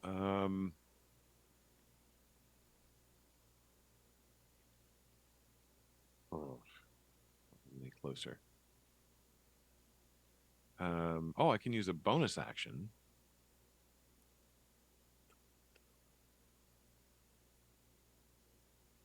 I think a bonus action to move around the corner and hide. Okay. Sure. It's probably going to be a bad hide roll, but I need a moment to think. Well, you know what? I'll tell you, these rotting zombies are not the most astute. Yeah. Passive perception 8. So, all right, great. So that's your turn, and then it is Quirk, your turn. So can this thing see me? I mean, yeah, it came out like on the other side of where you were hiding. Okay. So I'm going to just double stab it. All right. Might only need one, depending on if you hit it.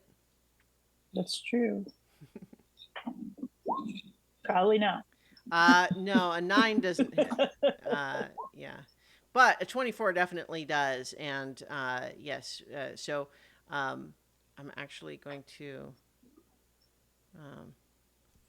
Yeah, so it disappears and burns away in the same way that Vec did. And so you can make a perception check to see also if you see something. Okay. In the flames as it burns away. 11. Nothing clear. All right, so that's your action. And then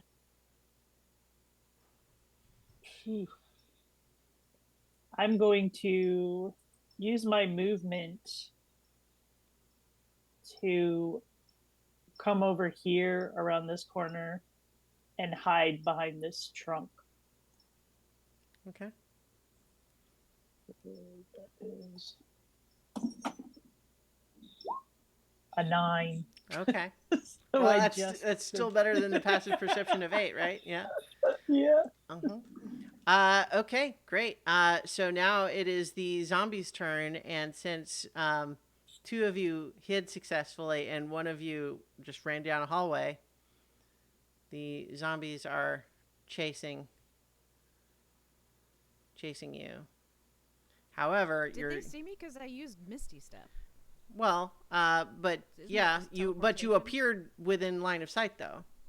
Did I? And Okay. yeah, well, you probably could have moved further if you had wanted, because you had the movement, but you didn't. So I guess I mean, where you are, look at where they are. They can see you from there. Yeah, I guess. Okay. But like if you feel like you thought you were going to be hidden, now you know I what? figured I was around the corner, so I was safe. But like, if that's not the case, that's fine. I'm not going Yeah. to argue. All right. Yeah. So they still have to dash because they're slow to get up that far, but that is what they're definitely pursuing you. Line them up, boys. Yeah.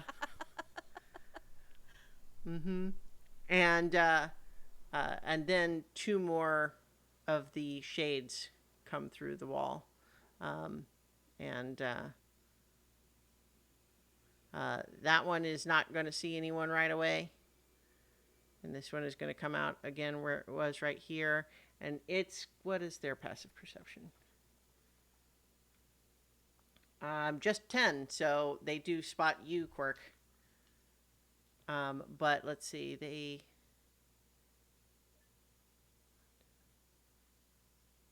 Yeah. And yeah, it flies up over to you. All right.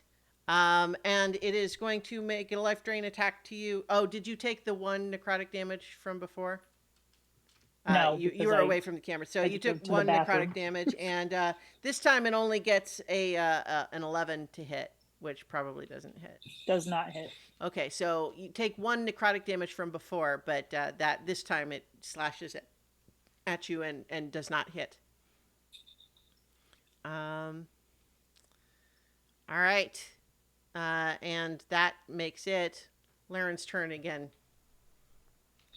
Or Okay. Valen. Why are we having so much trouble with your name?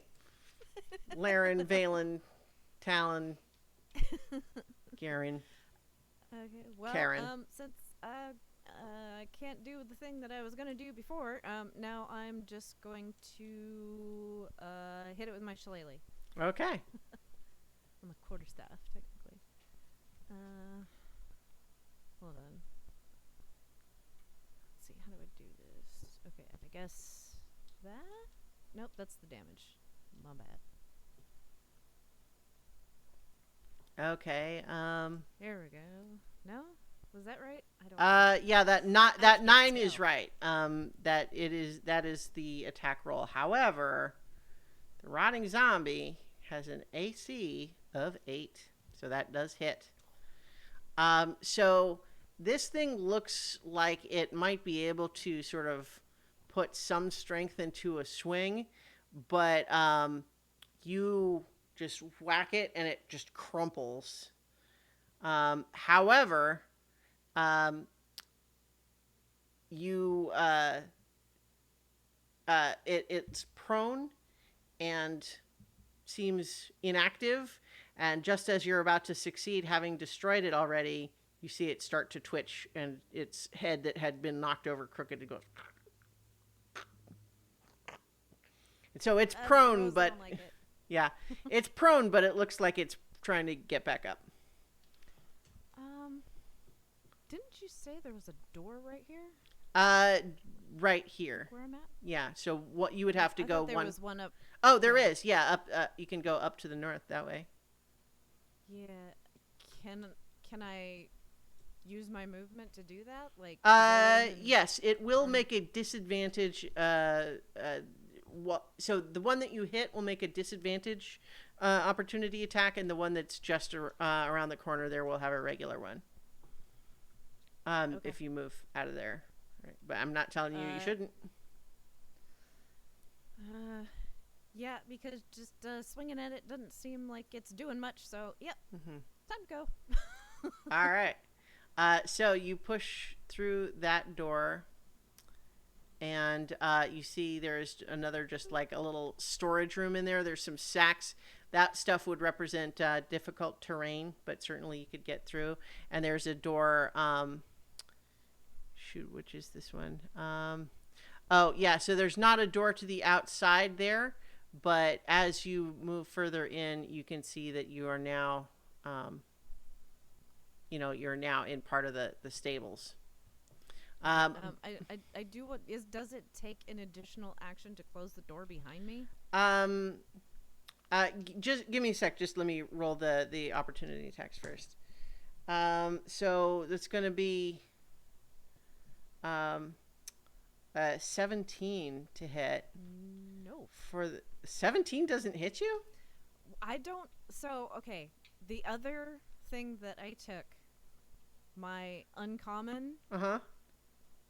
was the bullet hide armor, and I don't know if that's what's causing it. Well, I mean, I would guess it probably is. I also think yeah. it's hilarious. In hindsight, that Boulette hide armor that we made for our campaign probably shouldn't be an uncommon item, but that's fine. It's cool. Good job. So the disadvantage one doesn't hit. The other one gets a 16, so that'll also not hit. So yeah, once you get through in there, yeah, I think you can push the door closed. However, you can tell, like, although it looks hidden from this side, there's no like latch to it. Yeah. So you might be able to like try to hold it closed and stay on your side, but you don't see any way of like preventing them from following you through if you leave the door. All right. I'm gonna hold it closed for now Okay. until I think of something better. All right. So that makes it Lesthereth's turn again, and I have to keep flipping between different pages. I need to. There we go.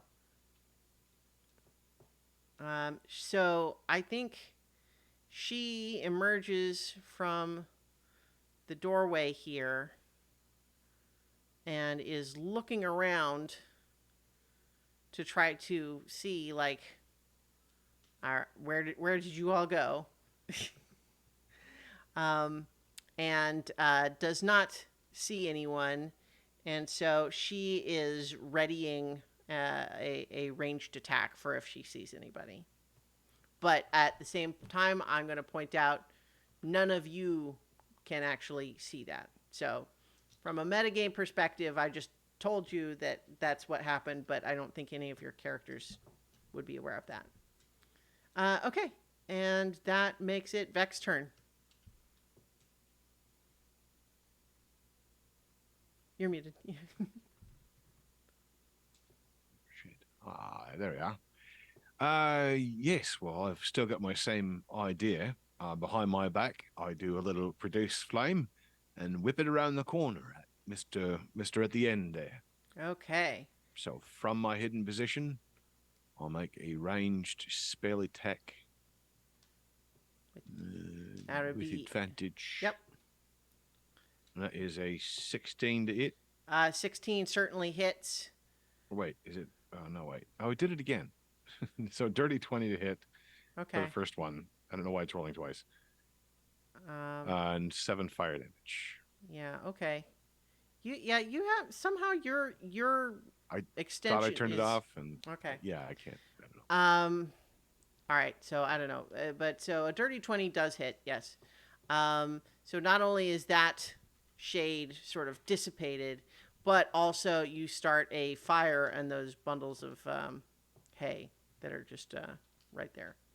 Also, as you duck around the corner, this woman who is now in line of sight when you peek around the corner sends a spectral lance of necrotic energy in your direction. Do I have partial cover because I'm kind of ducked partway around the corner and just kind of Yeah, I'll say you have. I'll say you have. You know what? I will even give you 3/4 cover, but it's a little bit disingenuous for me to give you that because I know that she just rolled a 21. I don't know what 3/4 cover is, but It would be plus 5. No, that's not enough. Yeah. All right. Okay. So, she does 5 necrotic damage to you with this bolt of necrotic energy. Bloody hell. And she just says, "Do you know what a waste of resources this is?" I can't tell what resources you're wasting, miss, but that's your problem, not mine. And I'm going to try to I'm going to move to the other side. Where am I going to move to?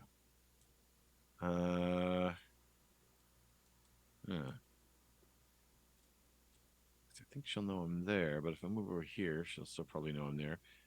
No, I got my full movement, so why not? I will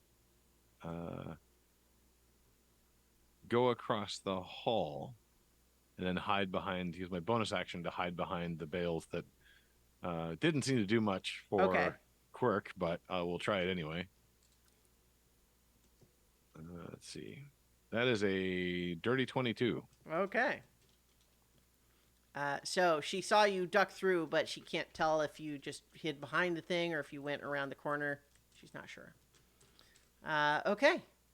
So that is that's your turn. Yep. Quirk.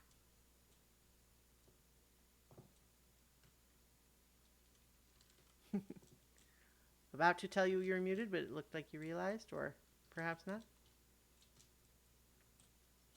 I am going to do a stab Mm-hmm. with my rapier. Okay.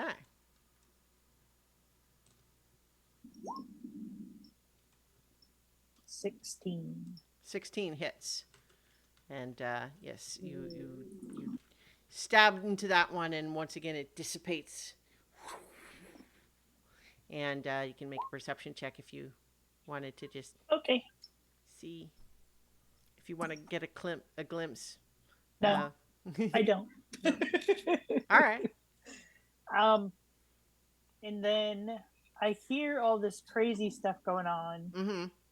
So I'm going to try to hide again over here on the other side of this winch or whatever it is. Okay. I mean, I think you would still be hidden from where she is already, but you I would have to roll again though because I don't want to have that low. Okay. that low Yeah. No, stealth I'll roll. let you roll again, but I'll let you roll again. You don't have to move though. Okay. Yeah, but I think that she has no idea about you. She has not seen you at all. Like she doesn't even know has I now exist. seen Vec. She saw Valen. Valen. 26. I almost said Laren again. 26. Yeah. So she has no idea that you're even there, and she probably wonders, like, didn't I have another spirit? Shade? Where'd it go? Oh well. But yeah. Okay. So it is the zombie's turn. This one that you had bonked is going to try to force its way through. So we're going to do contested athletics roll. I have a -1 to strength. Well, this is a rotting zombie, so we'll see. Ugh. 9. They have a -2 and rolled a natural 1.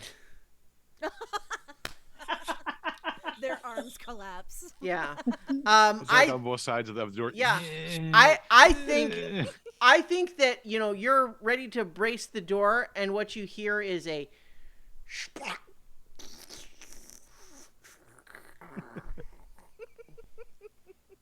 So I'm going to say that particular zombie has just destroyed itself against the door, trying to force it. And then so the next one moves in and tries to do the same thing. Stepping over its splattered colleague. Oh, that one does better. So roll. Do I You have get to you roll get again? no. You get to roll again also, but this time you need to beat a 15. Nope. Oh Hard boy. Nope. Yeah. Not a natural one though. That's a Okay. 0. So I think it had to use its action to do that, to effectively sort of shove you over. But it's got the door open now, and then the other one is following behind it. And I think these are all going that way. But this one, I think, had just enough awareness when the shade behind it was incinerated that there was something else happening. So it's going to start wandering this way. And what was your stealth roll as you went to hide there? 22. 22. Yeah, I think it is. Let's see, it was right here. 5, 10, 15, 20. So I think it wanders there, and then kind of just weaves on its feet, like it's going to use its action to try to look for you. But it's going to basically make a perception check, and it gets a 2. And so yeah, it has walked right by you and not noticed, but it is right there now. Oh, and you know what? Let me I think you may have deleted your yeah, marker in the turn. I did. So let me put, and those were at 18. So, okay, so that's the zombies. So, Valen, they've forced their way through the door after you.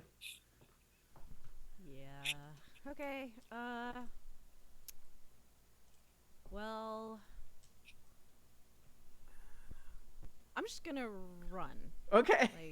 And I'm gonna go. I have a plan. Mhm. In theory. You can use your action to disengage if you Mhm. wish. 8, 9, 10. So, oops, wrong thingy. So I think I can get to here. It should be 10. 1, 2, Okay. 3, 4, 5, 6, Yeah. 7, 8, 9, 10. Yep. Okay. So I assume I see this door here that is open. Well, so you went to this door and then around the side. Yeah. Okay. Yeah, you can do that. Yeah. I'm assuming I'm gonna take an opportunity attack there. Yeah, you will. Also, I think as you move into there, you see that there's just like horse stalls currently unoccupied in this stable. And so yeah, one opportunity attack. Yeah, that's going to be a great big old 7 to hit. Nope. Yeah. I'm slippery. All right.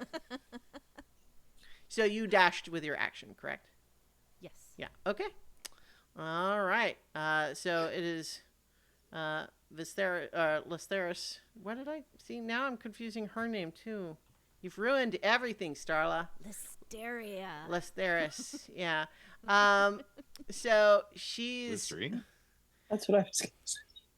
so she is hurrying over in this direction because she knows you went sort of this way at least. And then as she gets up here, yeah, I think you know, you're hidden enough that I see. I feel like even though you got a really good hiding spot, even if she was expecting you to be further, if she just like she's not as dumb as a zombie is gonna walk right by you. I don't know. Yeah, I mean, I think the stealth. I have literally walked by people who were waving their hands at me because I was not looking at them. Did not realize. I consider Okay. myself to be moderately intelligent, at least better than a zombie. All right.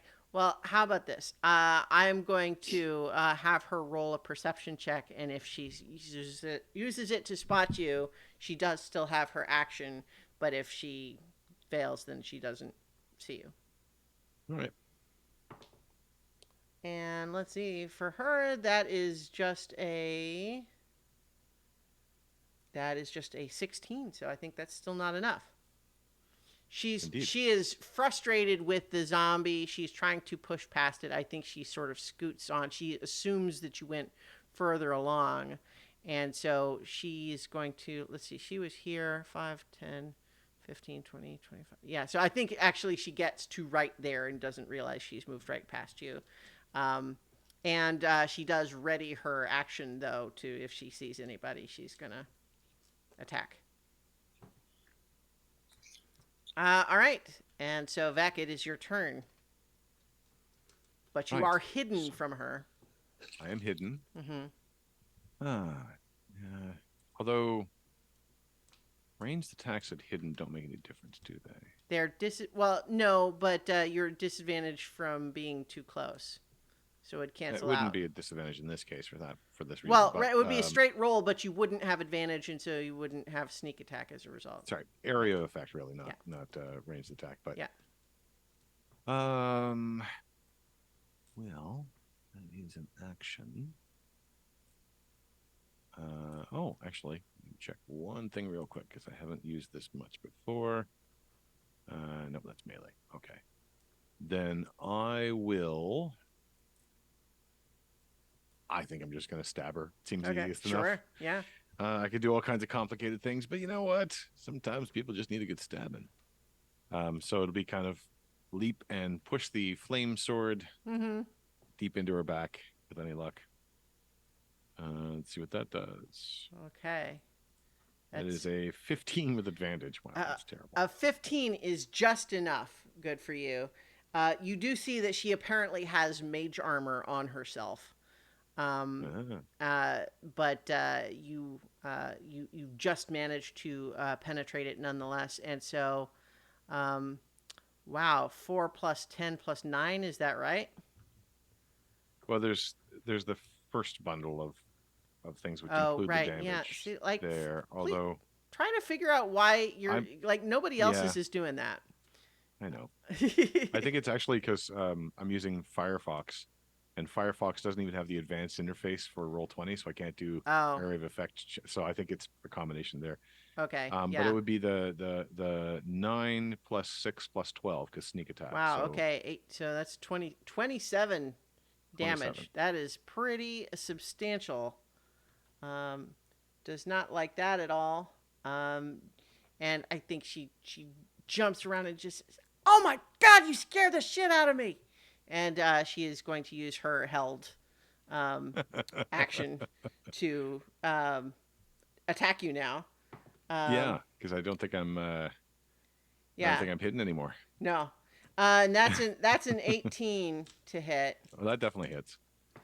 And that's going to be 10 necrotic damage coming your way, as she basically, as she's reaching out for just a moment, it almost looks like spectral clawed longer fingers extend from her own fingers, and as she like grabs you with those, that you feel it just like sucking up your life force.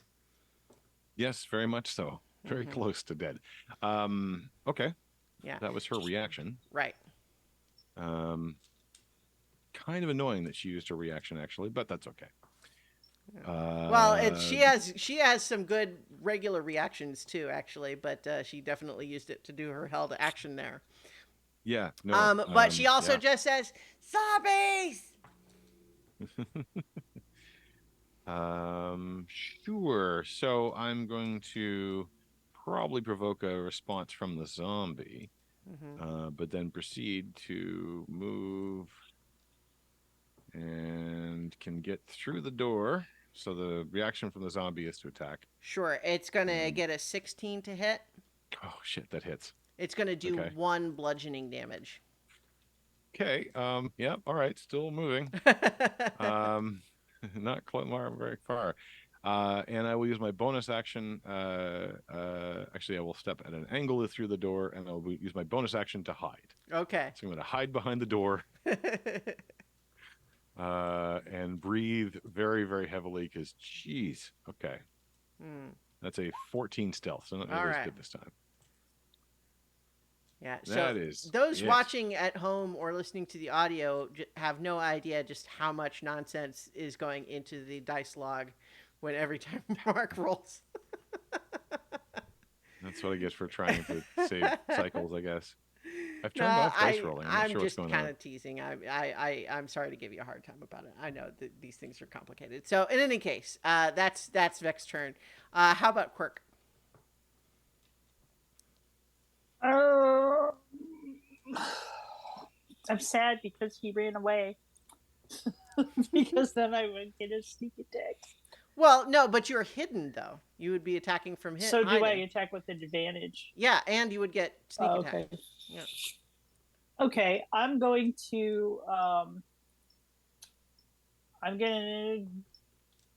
leap out and stab her with my rapier All right. and say peekaboo. Oh, it rolled the damage. Why? Okay. Well, no, it looks like it got a 14. Okay. But you do need to roll That wasn't advantage enough. though. So that 14 that's- isn't enough, but you have advantage, so you can roll one more time. Okay.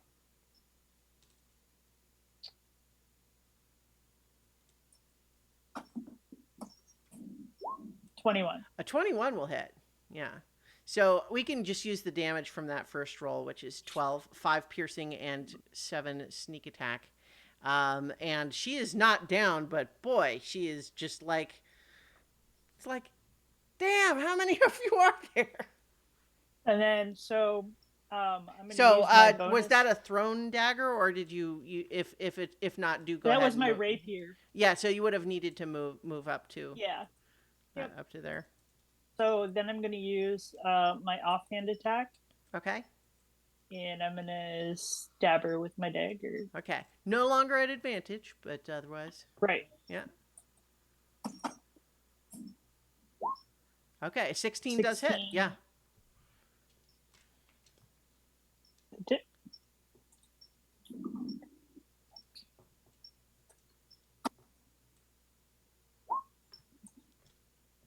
Okay. 6. 6. Okay. Yeah, she looks pretty hurt.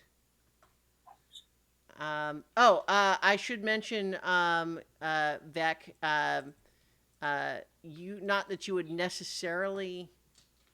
No, you know what? I'm not even going to say you wouldn't be aware of this. There is an additional effect, but it may or may not come up, but you wouldn't know. All right. So anything else for your turn, Quirk? I mean, if she you- already used her reaction. Right, and so did the zombie, for that matter. So can I like shove through them and? I don't think you Use- can shove through them. You could move away the other direction.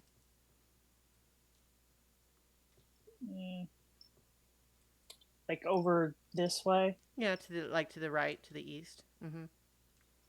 I was You have gonna- already moved 15 feet. You could move another 15 feet, I assume.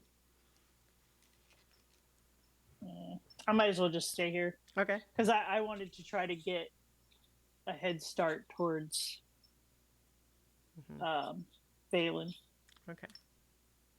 All right. So that's Quirk, and so now the zombie's turn. The one that's right down there by you, Quirk, is going to try to attack you. It gets a 14. That's my armor class. Okay, so that's 1 bludgeoning damage for you. The other zombies are trying to follow Valen. 1, 2, 3, 4. They're dashing. And then I think I'm going to say they don't necessarily immediately see you coming out, but yeah.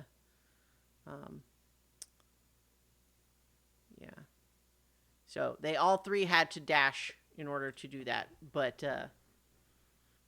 they're trying to follow. So, Valen, now what? You've just led zombies onto the city streets. And now I can do what I wanted to do before. Because I have the space. Oh. Okay, so I am going to use Flaming Sphere. Okay. Let's see. 5-foot diameter sphere of fire appears in an unoccupied space of your choice within range and lasts for the duration. Any creature that ends its turn within 5 feet of the sphere. Let's see.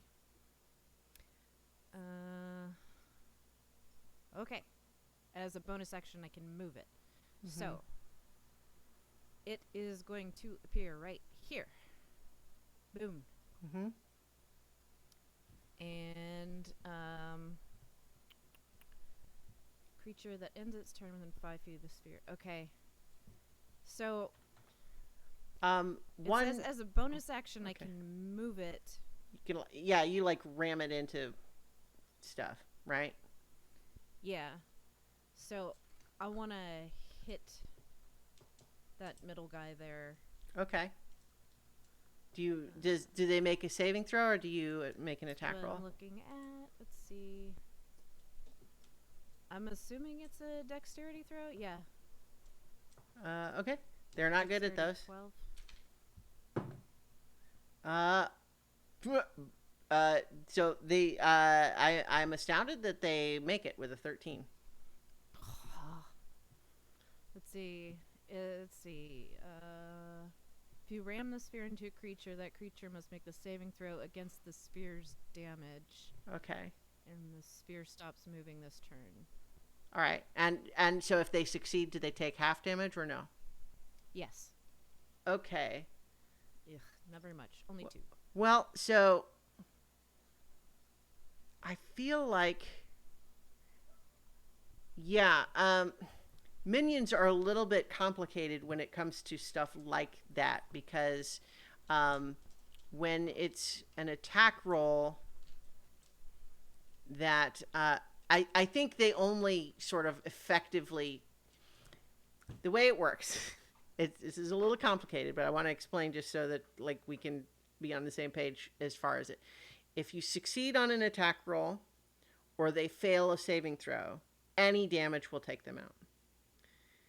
If the attack roll is a miss or they succeed on a saving throw, they are only taken out if the amount of damage they take reaches the threshold of their sort of max HP, which is 6.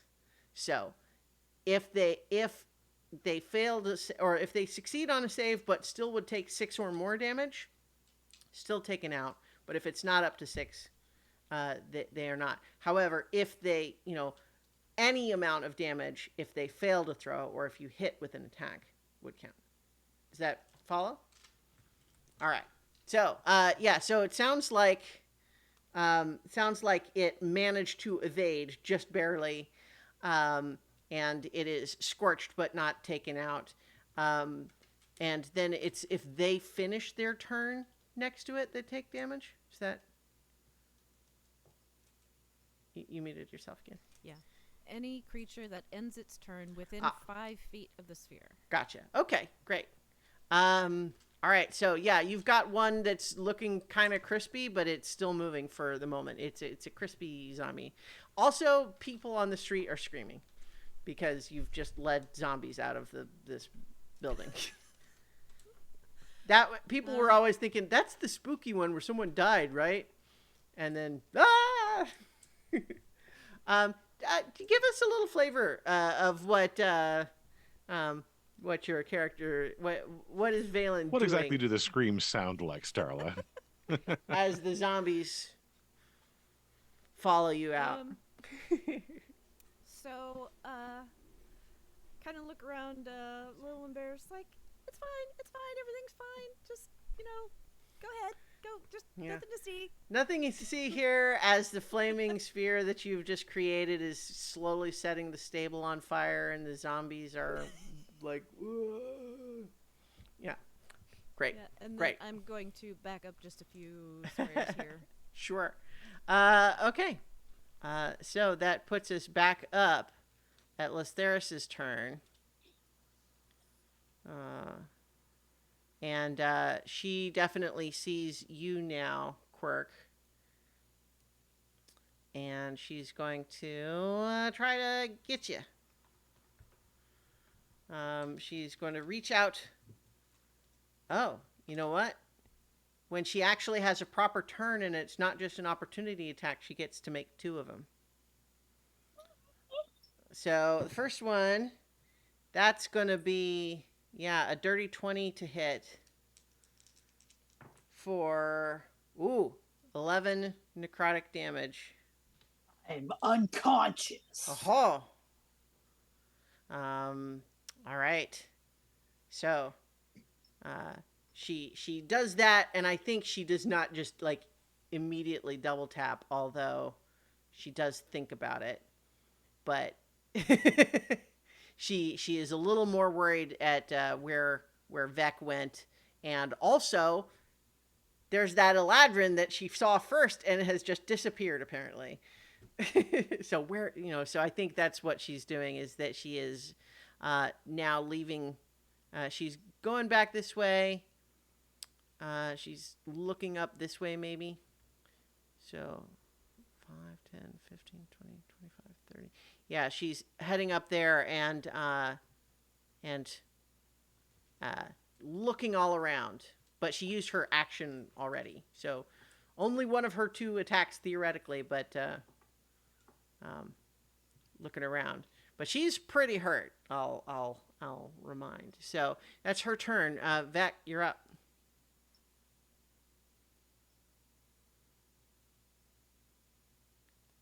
Okay. I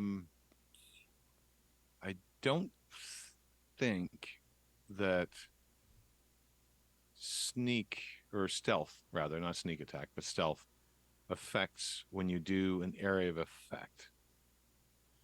In other words, they don't. Right. They If aren't, you're because if they you're don't see it from coming. hiding, They still don't. right? Yeah. I don't think there are certain things that say like an attack power or spell that they can see, right? Like so there are things like that that matter, but it's not advantage or disadvantage, but it's like, for example, some like for a counter spell, for example, right? You have to see the creature that's about to cast the spell to cast counter spell on them, right? Yeah, so there are things like that, but does that answer your question? Basically, would she have any effect on a dexterity saving throw if she were involved in a area effect from a hidden opponent? Uh, no, it wouldn't affect her making the throw, but it would prevent her from doing a thing that she can do if she sees the where the attack's coming from. Okay. Because Vec will peer around the corner. Mhm. I've got your ticket, lady. And kind of probably with the flaming sword as 1/3 of a triangle, Mhm. lean around the corner and form a triangle, and cast Burning Hands, Okay, a nice. 15-foot cone, which will catch her and the wall and a whole bunch of Yeah, other things. yeah. Um, So I think you would actually have to step out into the other room for 15 feet, right? So like if you were from here, 5, 10, 15 wouldn't quite.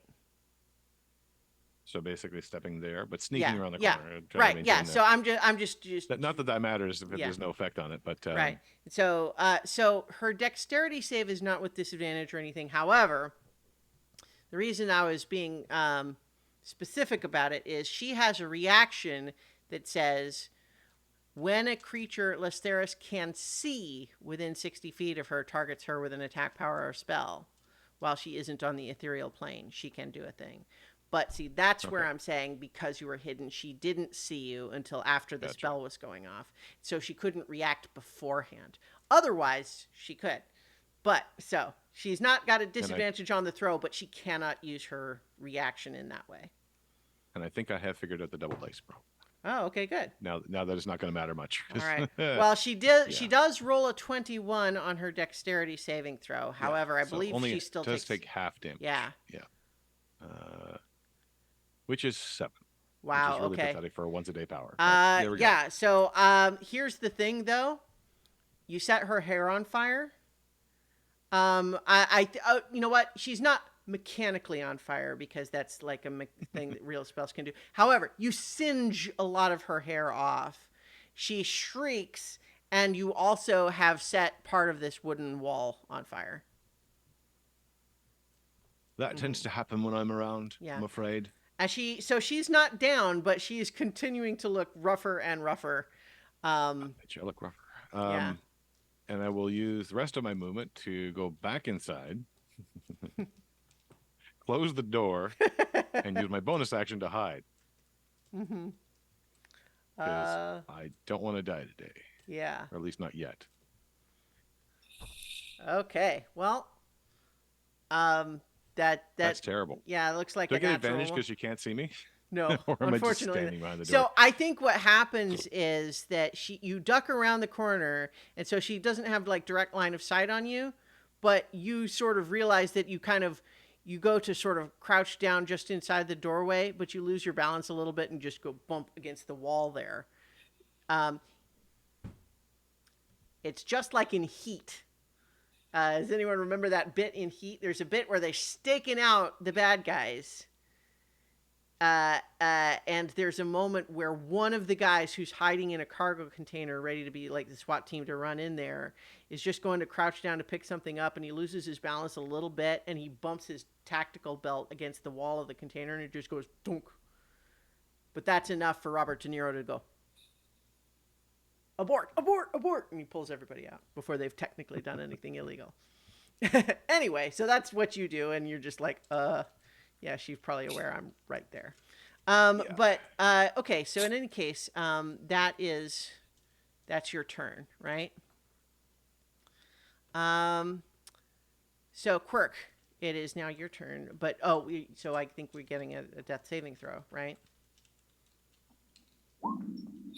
Fail. Okay, that's a fail.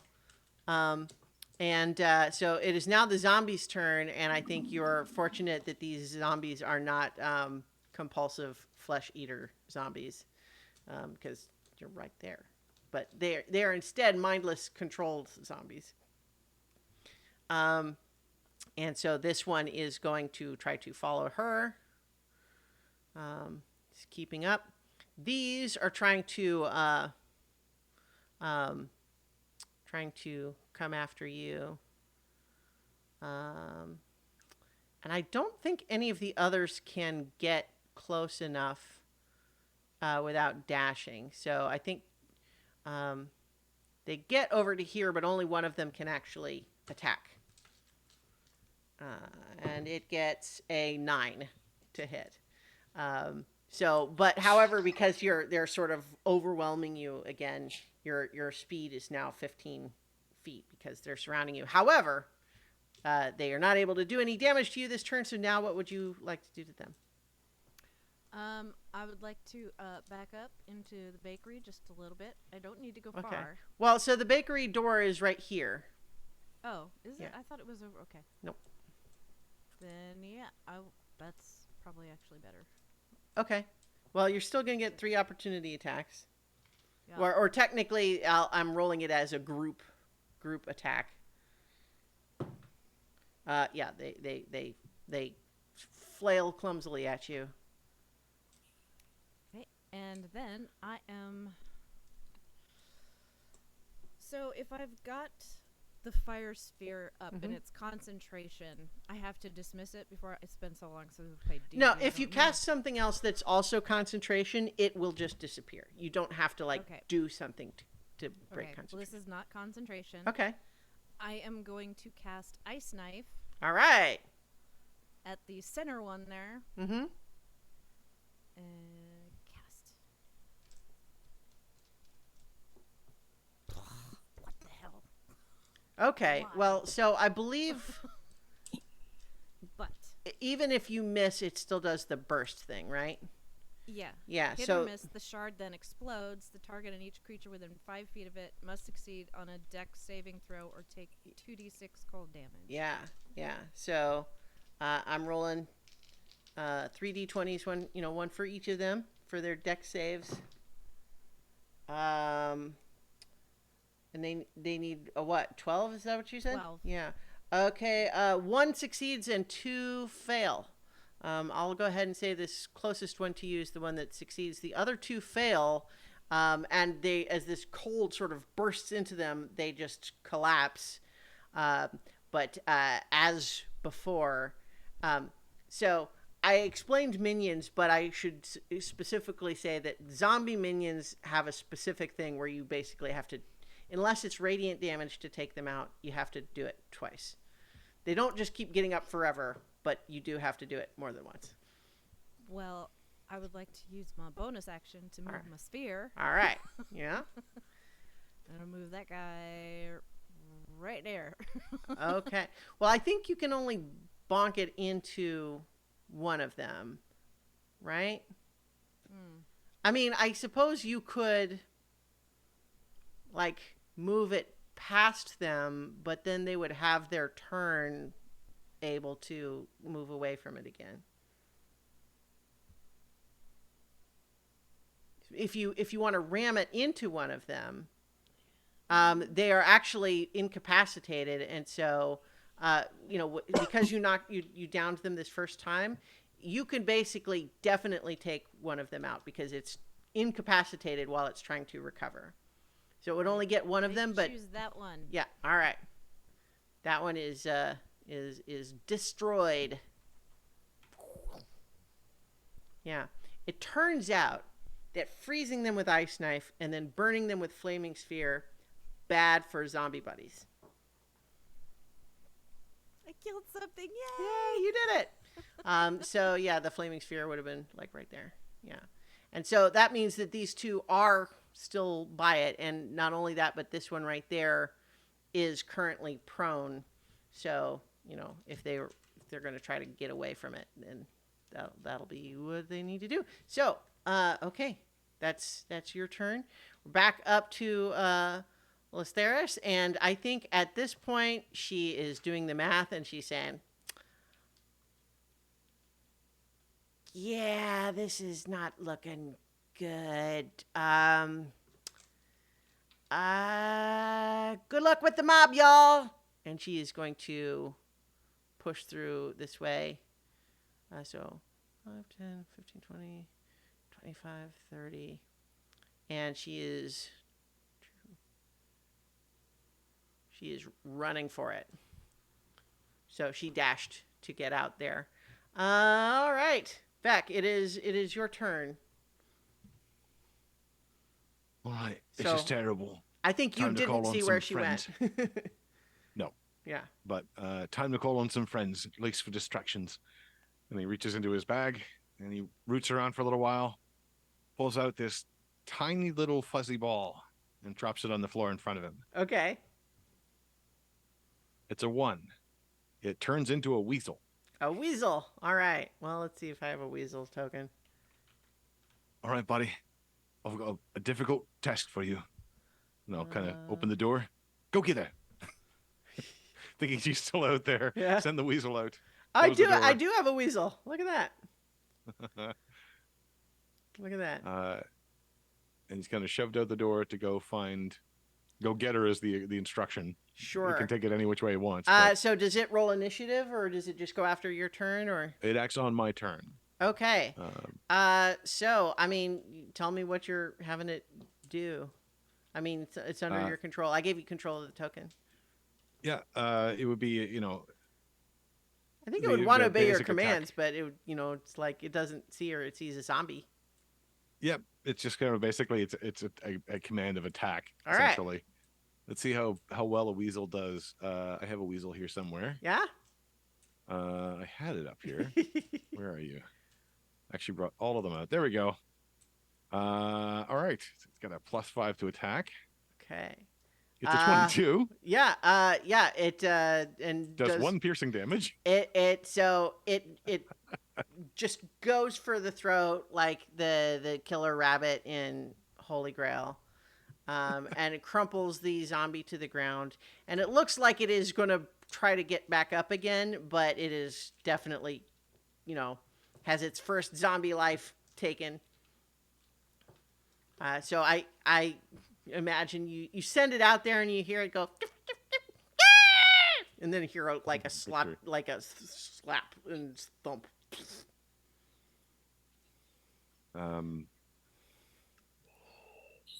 Stop. Yeah. Well, seeing how it's victorious, he will peer out, Mm-hmm. seeing it's down. Does remember where. Doesn't see her though. Mm-mm. I think he's going to move out. Let's see if I can get that far. Kind of skim along here. Doesn't seem to move. That's good. Sees his friend down. Mm-hmm. And I think goes here. All right. And I will try to hide. Okay. I mean, yeah. Go Thinking ahead. that she's still back up the hallway somewhere. Sure. Mm-hmm. Because he's doing rough right now. So. Yeah. Okay. And it's a terrible hide to begin with. Well, I'll be right there. it beats the zombies, and the zombies incapacitated at the moment anyway. True. All I can right. hide from an incapacitated zombie. Yeah. Okay. Achievement unlocked. Quirk, make a second death saving throw. Okay, that's a success, right? So 1 of each. Okay, zombies. This one is it is trying to stand up, even with its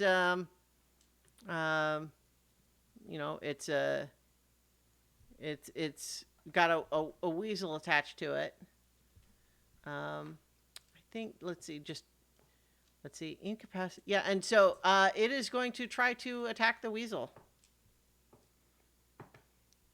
But it only gets a 7. What is the weasel's AC? Weasel's AC is 13. Yeah! So it is. The weasel is around its throat like a necktie, and the zombie is like, ugh, ugh. You can't get it. All right. These other zombies, though, one of them is going to continue to try to go towards you, Valen, and it gets not enough to hit. 13. And this one is going to dash to get over here. And you see these zombies come through here, but I also think that you see just past this flaming sphere that you've cast, it's like she looks a lot rougher than when you saw her the first time, but you do see that woman has just come out of the door there.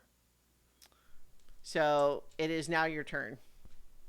Well, I'm going to use my bonus action to send my sphere at her. All right. She's a little better at dex saving throws than the zombies. But let's see. So, not when she rolls a 3. She got a 5 total. So, what's the flaming sphere damage? Let's see. 2d6. 7. So, she had realized that she was losing this fight and decided to just make a run for it. So she hurries through. She doesn't see anyone coming this way. She makes it out into the light of day, and then she looks over and sees your flaming sphere coming right at her. And I think that there's a moment for her where time slows down, and she has enough presence of mind to think to herself, you know, I always joked that I would be killed by the flaming fire sphere in the outside, but I thought it would be the sun. And then it hits her, and how does it finish her off?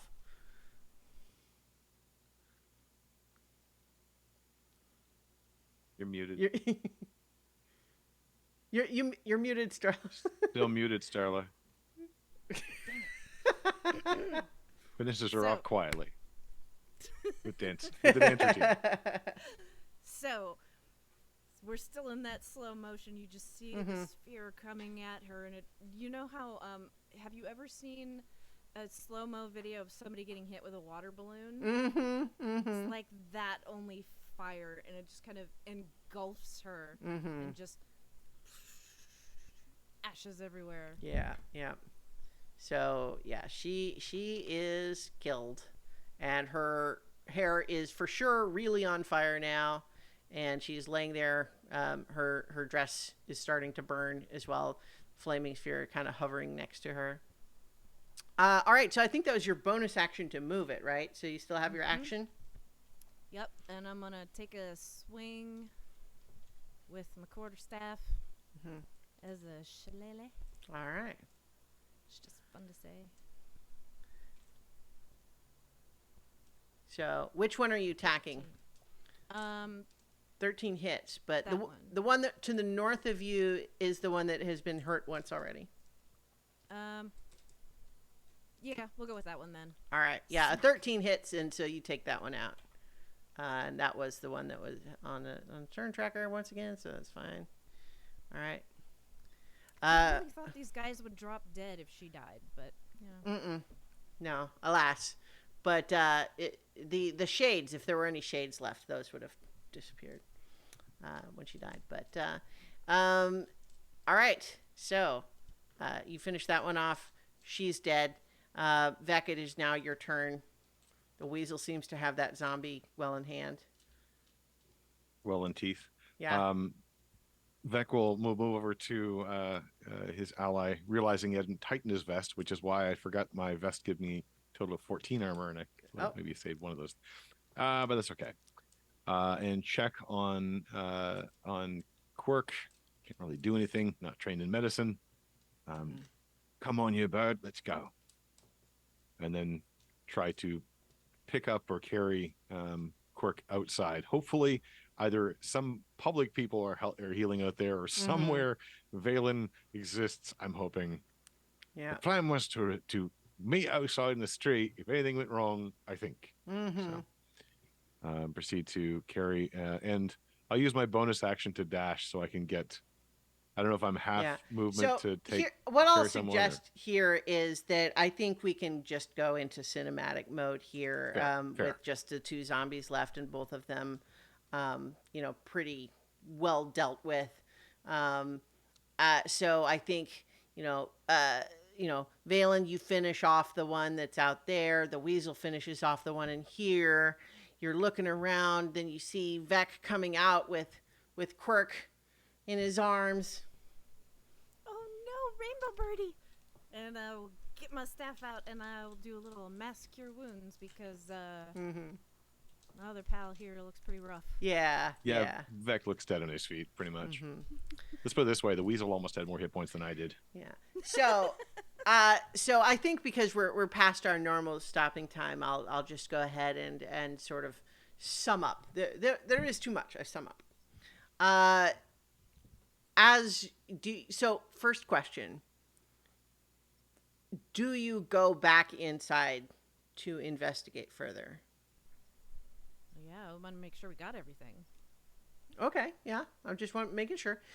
So I think what you find when you get back to that room is that there's a lot of clear evidence that this woman was apparently part-time necromancer, had been given orders to research a special new type of necromancy that could draw on spirit energy to reanimate mortal creatures under her control, in a way that seemed to have some extraplanar connection and no material cost.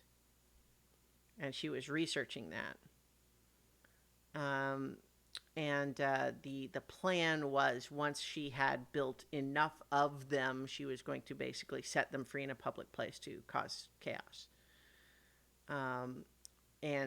So you find a couple of letters that she has, she has a letter that she is drafting a reply to, where it's careful not to include any names or anything, but there's clearly someone she's working for in doing all this. And so that's what you find. And so when you look through the various other things, you find a variety of other secret doors. You find some other, bits of treasure here and there, which perhaps you pocket. But now comes the question of, you have the folks that hired you properly that you can probably return to and let them know, alas, the people who are missing are dead, but that you believe you have cleared and rendered safe the building itself. This business is clean. And so you can certainly collect your proper paycheck. But then there's the question of the other person who's willing to pay you more if you didn't find anything shady. So what's the plan there? I think aside from a necromancer, nothing else was shady, was it? Extra business? I think so. But I don't really want anything to do with that. So, essentially the deal is, keep your mouth shut about what was actually in there. Let them send someone to clean it up a little before anyone else comes in. You get some extra money. That's the offer. I think that's just fine. It's a good connection for the dingoes later. And, they sort of owe us one, so we'll know something. I'm going to hang on to those letters, though. Well, that's pertaining to the case. That's perfectly fine. All right. So I think that is the end of our little Villanocta Villainy one-shot. Thank you, everyone, for listening and or watching. Hopefully we will be back to complete our Blades in the Dark arc of the campaign proper next week. But it was nice to kind of dip our toes back into D&D a little bit before we dive back in with the main campaign. A little tier 1 action for you here before we jump back into tier 3. of D&D. So thank you, everyone, and we will be back for more adventure on so many levels. So So many many levels. levels, like down in the sewers and everything.